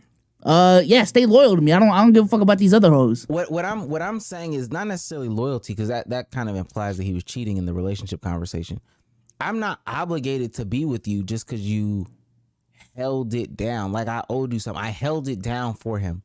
Held it down means that you did something and you're expecting something in return. Even if you thought it was the relationship, our relationship isn't predicated on you folding the clothes. Like there's more to it. So if I just broke up with you to break up with you, I mean, it is what it is. Also, she didn't have Fire Cat because she didn't get pregnant. The one that had the best pussy got pregnant. The one, am I lying? He's farming. She could have been on birth control, IUD. It's cool, man. It's cool, right? And that's on her. Birth control. That's on her. No, he's farming. Nah, he's farming, Jay. He's farming. He's swooping. He's swooping. That's on her. That's on her. They be saying that birth control changes the viscosity of the innards. So don't mess up the playing field. She didn't mess up her playing field. Hey, the better pussy came in one, man. Literally. That's real. I'm on her side, man. I hate niggas. And I mean, yes, it's out of jealousy and hate. Yup, absolutely, man. Nigga had the high school jump, bro. It was such a beautiful love story. I don't know. When is it my turn? That just sounds like, oh, I was giving him proximity pussy. Okay, you was close. Anyway, let's bring people up. Fuck. Yo. Hold up, laughing. It was good. Also, proximity pussy for 6 years is kind of crazy. Oh my God. Hey, some women, that's all they be, man. Sometimes you just need to get the nut off. At the move. I feel that. All Even right, this so the A&Q. the question was, the question was worst piece of advice, right? Yep. All right, so the worst piece of advice, now you gotta hear me out with this. The worst piece of advice that I ever got was don't live life with no regrets. But that advice itself wasn't the worst part. The worst part was what came after. So what came after was that essentially just do everything. All intrusive thoughts, it doesn't matter. If you may regret it later, just do it. That's what you did? No, that's not what I did. That's what the advice was. All intrusive thoughts. Oh. That was just bad advice, but you didn't act on it. Is that person in jail? Maybe on her way. Her way. Most likely on her way. Yeah. Did you smash? No.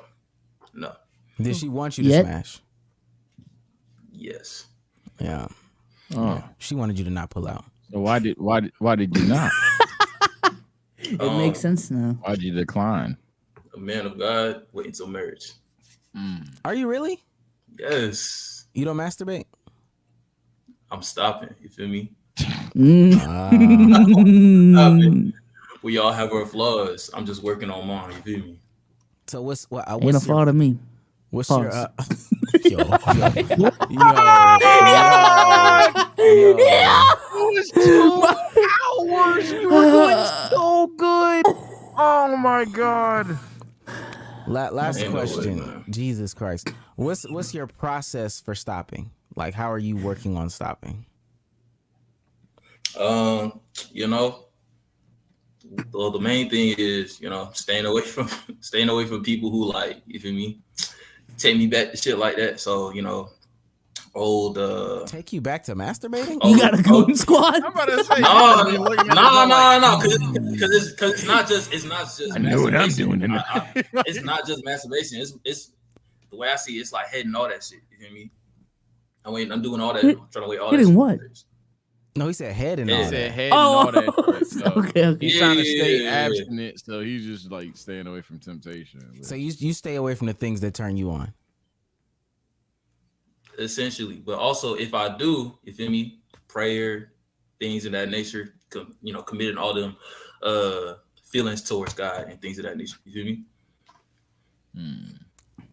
He's religious. What's the issue, Twin? No, just I swear to God, it's the last one. Because I never understood that. You said committing all those feelings towards God. If you're bricked up, what feeling are you committing to God? All right, check me out. So, yeah, it's kind of difficult to explain, but the Lord meant so that, you know, we were born in sin, we're gonna live in sin. I ain't trying to preach the whole thing, but you feel me? God isn't gonna just like take these feelings away from us because we're human. Yo, like the Lord said, "Be fruitful and multiply." The Lord said, "Be fruitful and multiply." You feel me? So I, you know, just pray to the Lord that, Lord, even though I have these feelings, give me the strength to not act on them. You know what I'm saying? this nigga bricked up talking to God, talking about be fruitful. Lord, please let it go away. So when you pray and your erection goes down? Right, chill, bro. I swear to God, I promise you. Listen. That nigga be like, it's not working in the back. They are no.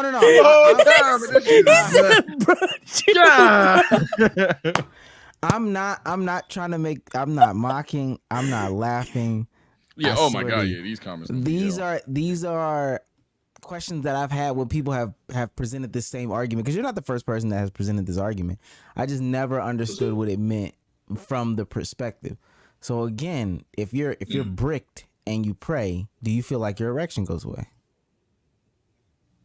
Most of the time, yeah, but sometimes it's that, you know, the feelings kind of like override my you know what I'm saying? It kind of override my ability to think all the way straight. So it's like sometimes I get free. You gotta beat it at that point. Call someone up so they come through. You know what I mean? Shit like that. I feel it. Just got eaters on standby. All right. Okay. Yo. Nigga said brain work. You're single, right? Bring you real quick. Yeah, I'm single. Yeah, you should have an eater on standby. Is she big? One of them is. I like it. All right. Appreciate you, King. All right, bro. Be safe, son. Yeah. I used to have a big one back in the day. That's all she used to do. Yo, what are you getting the light? Why are you always in the car?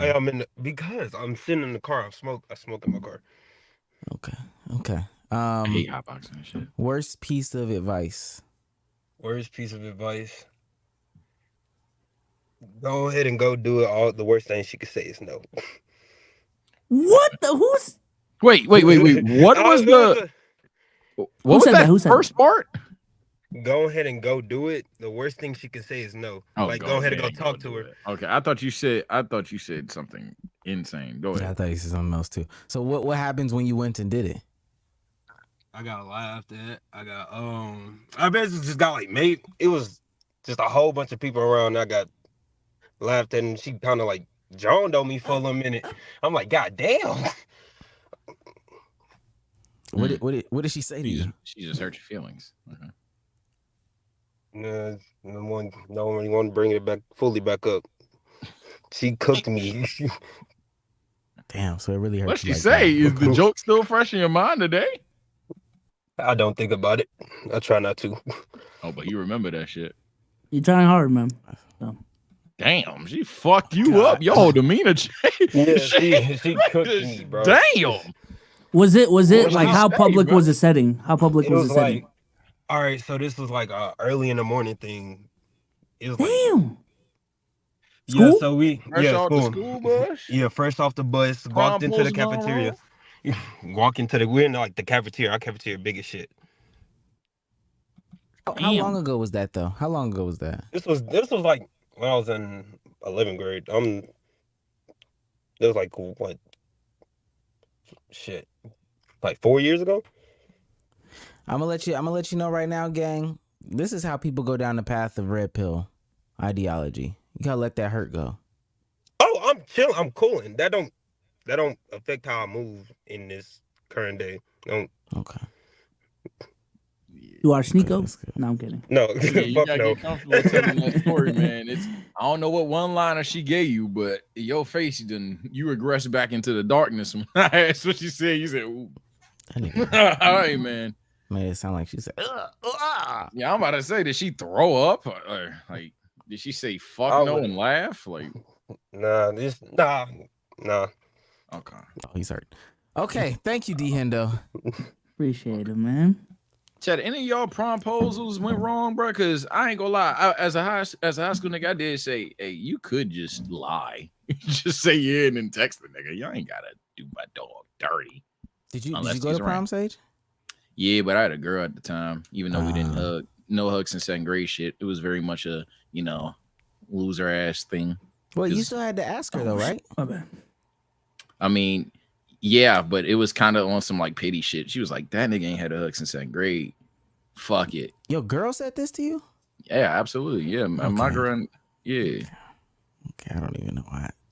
You said I don't even know why. Huh? You had to ask about prom? Yeah. It was actually Brie, man. She was my date to prom. I'm saying, was it embarrassing or you just asked? Nah, I just asked. Yeah, I feel the same way. It wasn't no like prom pose or anything. I ain't gonna lie. I really told her ass who was going to prom, my ex at the time. But she was also on punishment, so I don't know. It worked out. Oh, nigga. Get dressed. Yeah, Get losers. My words was so L. I did We're that going over text, man. buddy. You did it through text? Yeah. Hey, I ain't gonna lie. I've been feeling like proposing via text too. I get it. It's not hell. I would do some shit like that just for the joke. Just send a ring. Marry me, nigga. I ain't gonna lie, nah, cause she cooks me to this August day. The truth 2026. is, I did it through Instagram DMs. What's wrong? And I wasn't even following her, man. Oh damn. Yeah, that was crazy. No way that She be nigga cooking won, me. chat. I usually get mad at spoiler, but no way that nigga won, chat. Go ahead. Did you what's it called? Were y'all going out at the time or you just DM'd her on Instagram? Nah, we were friends at the time. And she said yes? Wow. Okay, the Rizzler. The Rizzly Bear. I feel it. Ladies and gentlemen, that will conclude this episode of Let's Keep It a Buck. We do have like one more super chat or two more super chat or three more super chats. Jesus Oh my Christ. God, he did. For $1.99, Tito El Bandito says, Sage, 24-hour stream when Sparking Zero drops? No, not 24-hour, my friend. But if things go according to plan, I'll talk about what we're doing tonight. If things go according to plan, let's just say I'm gonna be the first person to beat that story on YouTube because I'm gonna stream the entire game until I beat the story. When's it coming out? October 11th. So October 10th, Damn. around midnight, I'm gonna be live. And then to answer your question, hopefully, if things go according to plan, don't lock this in yet, but 90% odds, I'm trying to be like so ahead of the curve that I know people got the game early and shit, but they ain't uploading story content yet. If I'm the first person to beat the story, and then after that we beat the story from other perspectives and tournaments, hey man, I'm locked in. So to answer your question, it will be a very long stream of Sparking Zero drops, regardless. It's so hard to be good at all these games, man. It's crazy. They're not really won. Wow, they're not good at all these games. So you said what? They're not good at these games. He said it's hard to be good at all these games, but I'm telling him they're not. Yeah, a lot of niggas shit. I'm good at the games that I want to be good at, but I'm not gonna act like I'm pick up every game and good at it. So like I'm ass at Elden Ring, but like I'm a dog at Baldur's Gate because I like Baldur's Gate more. They be putting a lot of shit on easy mode and then like fake, they be faking it. So yeah, that's another thing too. I get laughed at, chat. The first thing I'm doing on any game that ever drops, so don't ask me when Sparking Zero drops. It's going to the highest difficulty. Not a pussy, not a coward. I'm maining Team Gohan. I'm maining my glorious King Goku, and then I'm gonna let chat pick the other one. Chef sends $1.99 to say, how about them Packers? So like someone super chatted about Anthony Richardson. This is obviously a different tier of a quarterback because to a degree he wasn't the highest expectation, but Malik Willis even like again the punting on young quarterbacks so early after throwing them to fire, I don't understand. The only time I do is again with the Cardinals of Kyler Murray. If you just believe in the next guy that much worse, all right, fine. But like Justin Fields got done dirty. Even with the Cardinals, Josh Rosen got done dirty.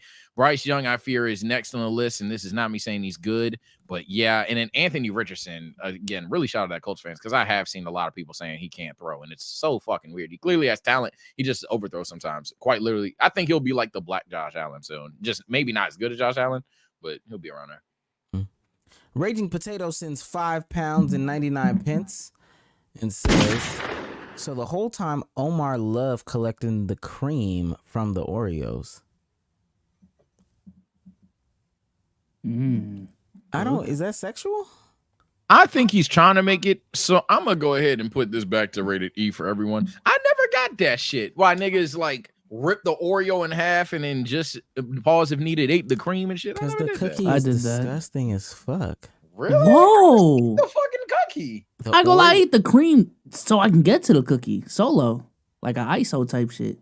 Yeah. So you just like you eat your Oreos in like threes. Yeah, I split it. Eat the middle. So I got an ISO with the cookie. Yeah, it's time to the best part. Yeah, it's time for the best part. You think it's the best part? The cookie? Yeah. That's legitimately. Also, wait. And Chewy Chips Ahoy is the best Chips Ahoy too. Wow. Stop it. Yeah, you about to piss me off. Bro. Yeah, buddy. The red one. Yeah. You talking about soft Chips Yeah, Ahoy? ew. Soft Chips Ahoy. Look, I like my oven baked cookie, chocolate chip cookies, like soft on the inside, crunchy outside type shit, whatever. Cool. You like just soft? Like pause if needed. Yes. See, that's what you guys do. The pause if needed. Like, bro, no, that's nasty. Yes, bro. You also don't feel like the cookie is too much on the Oreo? For real. That's the worst part to me. It's too much. Nah.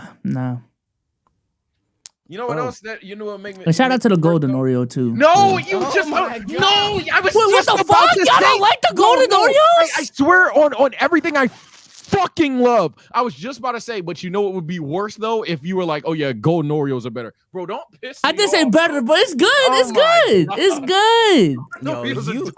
Now, mind you, I don't like Oreos that much, anyways. I'm just saying. But when I eat Oreos, this is what I do. It's me. It's me. Wait. Also, let me ask you this: are you talking about regular Oreos or are you talking about double stuff? Regular. Let's finish the pod. Wait, what? You eat double stuff, freaky ass? Whoa, not too much. Regular Oreos? Wait, is double stuff the default for y'all? Regular? Yes. If I see regular and I see double stuff, I see that little pink label. I'm going for double stuff. If I see regular, I'm not that double stuff. Hey, if I see regular, I'm not eating Oreos. Oh damn. Oreos are really not a good cookie. No, that I agree with. I'm just saying when I eat Oreos, that's what I do though. So. Regular and then double stuff. I'm getting Chips Ahoy before Oreos. Let me tell y'all that right now. The I chewy one might too. get a blue. Yeah. I might get the blue Chips Ahoy over a regular Oreos. Not chewy. But And Little chewy Bites still chips? smack in 2024, man. What bites? Little bites? Yeah. Yeah. The muffin. Yeah. Yeah. Yeah. Yo. It's y'all just haven't had it in a while. That's the problem. Yes, That's I the have problem. actually. Yes, I you have. Nah, I genuinely have had man. it Little recently, bites, bro. little bites taste like the bag. They taste like the plastic. Nah, you're tripping. Chat. He's waffling. He's waffling, chat. He's What waffling, man. The breakfast bar I do now is the little the Nature Valley. It's the little green bar. Oh my god! Yeah. What Bro, I the gotta eat fuck? that shit, bro. I have to. That should be breaking up too much. Oh, absolutely. Pissy. I don't eat it in the car. I eat that shit outside the car. I eat that shit outside the car and then sit I'm down. taking. Y'all like double- Cliff Bars? No, they're not like Cliff Bars. They're actually more. No, I'm saying y'all granular. like them. Y'all like Oh. Cliff Bars. I'm No. blanking. I'm not Oh even- my god! No, brother. Every Look at time you. one of my friends had one in high school, I got fucking jealous. Yo, bro, Oh, I'll nah, pay I'm you good off $2 of to have that. it. I'm good off of these. Nah, $2 for a Cliff. Yeah, Oh. I'm good off of these. Yeah, Hey, listen, man. brother. Good off of I'm these. fat for a reason. I'm going to the doctor tomorrow. I got double stuff Oreos, Oreo thins, starvation. That's my Oreo tier list. Sorry. Y'all like baked lays? baked lays? What bake? Oh, over the regular lays. Let me start there. 'cause- Okay, okay. Oh no! What? I ain't gonna lie. What? I ain't gonna The lie. baked lays is the Hold on. default lays now to me. What the fuck? I ain't gonna lie. I'll take them with you, gang. Yes, sir. Over the Regular lays be giving me fucking canker sores and shit, man. I'll Lame take ass. Take the baked jumps. Baked But I'm like a Yes. but I'm a honey barbecue. I'm a sour cream merchant anyway. I don't like just the regular shit unless it's what brand is it? I like one brand's regular. I think I like the wavy Lay's jumps. The wavy Lay's jumps. Wait, so you ate Subway just now? Did you get chips with it? This wasn't Subway. This was a pub. It was a public sub. Publix is it's like a grocery store. Okay, But never mind. Baked fucking lays. Have you ever had it? I can't lie to baked Yes, Lay's. man. be smacking. Yes, Nah, the man. bakes, yeah, The nah, baked they lays be bingeable, smacking, they bingeable, man. Don't lie. Do y'all So's eat- got one. Do So's y'all got eat cream cheese? Yes, one. Nah. Thank you. on a Sage. bagel Nah. I tried it. It's not for me. in general. On anything. Y'all ever made a buffalo chicken dip and shit like that? You need cream cheese for that. I'll try like what you just said, like a chicken dip or something like that, but just cream cheese, just like cream cheese on a bagel, butter knife. Yeah, no, that's Like, nah, disgusting. can't That's do it. gross, man. They got a bunch of like flavored cream cheeses too. That's how the bagel shops get it done. Like they got a bunch of different flavors with it. Like, Cranberry cream cheese, blueberry cream cheese. Cranberry If you make like a dip, I'll try What that. you mean? Cream cheese. They don't know ball chat. This nigga just said cranberry cream cheese. Yeah, Oh, they got cream cheeses that There's lean no towards the answer. sweeter side. They got some savory ones too. Like cranberry cream cheese. I never want to hear yes, cranberries and cream in the same. What is a cranberry? they got strawberry cream cheese. I mean, it's just fruity cream cheeses. Yo, I swear to you, you don't know how nasty you sound. I don't even think you realize that. For real, for all jokes aside. Just that white shit, huh? What? Well, I'm gonna ask you. This is some real white shit. We can move on. What do you get a hot dog? What are you putting on a hot dog? Every topping is available for you. What are you putting? Every topping, ketchup, mayo, relish. Mayo Mayo is crazy, gang. I can't lie. and relish, low key, but mayo. What's wrong with that? I don't eat hot dogs, but I just know I don't see niggas putting mayo on niggas. I've never heard of a nigga Yeah, put I mayo. ain't seen niggas put mayo on that. What about I put mayo on my burgers. I seen relish though. Omar might be hating on relish. I don't eat hot dogs though. So I don't get it. I'm not eating relish. Do you put sauerkraut on there? Nah. Okay. I thought that was That's- you would've- Relax, buddy. I got some pride. Hey, if you would have said that, I would have had to text Sage, yo, this finna be a crazy white wedding. No cap.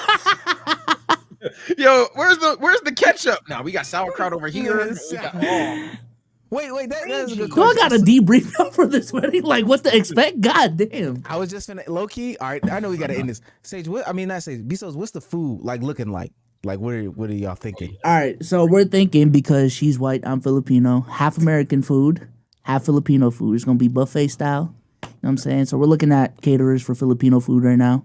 And then the American side, I think we're thinking of serving like chicken parm, some. She sent me the menu earlier, but chicken parm is on the menu with some rolls and butter type shit. Chicken parm and rolls and okay. We are getting fat. Is it good? We still have to taste. Like she was just looking into it, but Okay. I just need to know if we need to eat before. I ain't gonna do that. I'm gonna try the Filipino food too. She. Oh, I'm not saying I'm not gonna try it. The method is if you don't like it, you put the stuff on your plate. You cut it up, scooch it to the edge, make the middle. No, I did do that at the last one we went to. Yeah, and then put a napkin over half of it and then throw I the had plate bad away. wedding food, yeah, I had. I swear it's not had- gonna be that bad, man. Relax. Nigga, I haven't had good wedding food. I'm 2 or 2. I'm lucky. I know I'm lucky because apparently that's the thing. That wedding food is ass. Super dry, always dry. Yeah, because they batch make them and shit. Yeah, and they make it hours before. You be at the service and the food is already made, so they're just heating it up for the reception. So it's dry. It's dry. It's dry. It's crazy dry. Shout out. Yo, we're stupid. Shout out to No Limit Geo for $4.99. I'm gonna be wedding reviews after this, man. Man, that shit I'm was not doing whack. it like that. All right, I got you. Oh, you going on a honeymoon, right? Yeah. Oh yeah, we're talking about your wedding. Oh, never mind. Yeah, never mind. We're talking. Hey, no, it was here Monday. Oh, no, my bad, bro. We had a good time. Bro. Man, let me tell you. just deliver. Just don't have a bad wedding.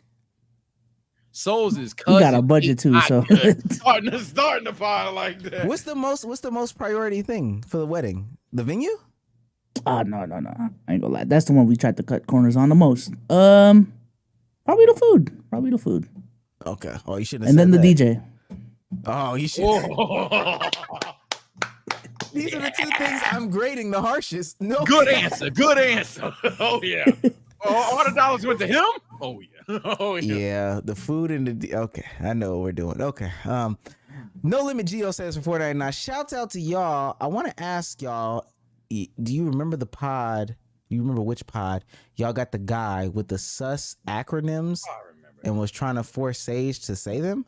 Yeah. No, I do not remember that. I don't remember what the pod was, but I know he's not talking about the guy that yelled at me, quote, "Who are you having sex with?" He's talking about the guy that like y'all had a space with. And he's y'all talking about the I Black don't know. Brotherhood. Yes. He's Yeah. That was like Booze. first. That was first or second episode on Twitch, and as soon as he dropped the F word, everybody was like, we're cooked. Yo, shout out to Twitter for adding the listen anonymously feature, because go lie, there's been a couple spaces I see, oh, Omar's in the space, let me check it out. It's with the Boo dude. He's saying some wild shit. I'm like, ooh, thank God they can't see I'm here. God, what did he just say? Space Anonymous is definitely the MVP. Easy bored in the morning. All right, Bsolz, say goodbye to the people. Peace out, y'all. Gotta research more on my wedding. Apparently, pressure's on now. So, I'm just joking, man. I'm not. If the food, at the bare minimum, if the food, because I don't expect, like, music is subjective. If the food is not good, we're going to say something. Okay. I'm just Sage over here. I'm playing. No, we're not. Okay, say it in Discord. Don't do it on the pod. Come on, bro. You trying to embarrass me? Come on, God, now, bro. Come on, bro. It's supposed to be a private, intimate ass event. You trying to let it out to the fan? Come on, bro. Come on, man. Nah, that's gonna be on the vlog. What happens to respect? No. I'm kidding.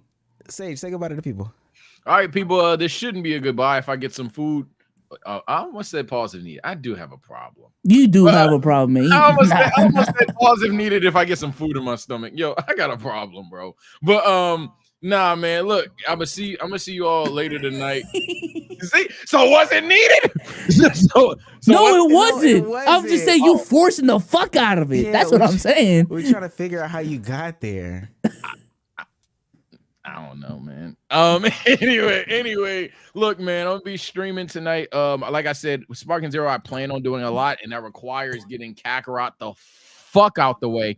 I handled the filler arc offline, so all I have to do now is just beat up Cell. After we beat up Cell, I think I'm at the conclusion of some One Piece arc. What's that shit called? The Fishman Island thing. I think I'm at the end of that. I might watch that offline because, to be honest, chat, it's an arc, but I'll talk about it on stream as well. And then last and certainly not least, some new anime we'll probably watch for the first time. See what that's about. But take care and stay blessed. I'll see you guys later tonight, unless I starve. Now I'm going to sleep. All right, y'all. My hairline's back, so will I stream? Will I not stream? I don't know. Also, I still have probably like 15 bottles of baby oil left. Comment down below what you want me to do with them. But until next time, bye guys.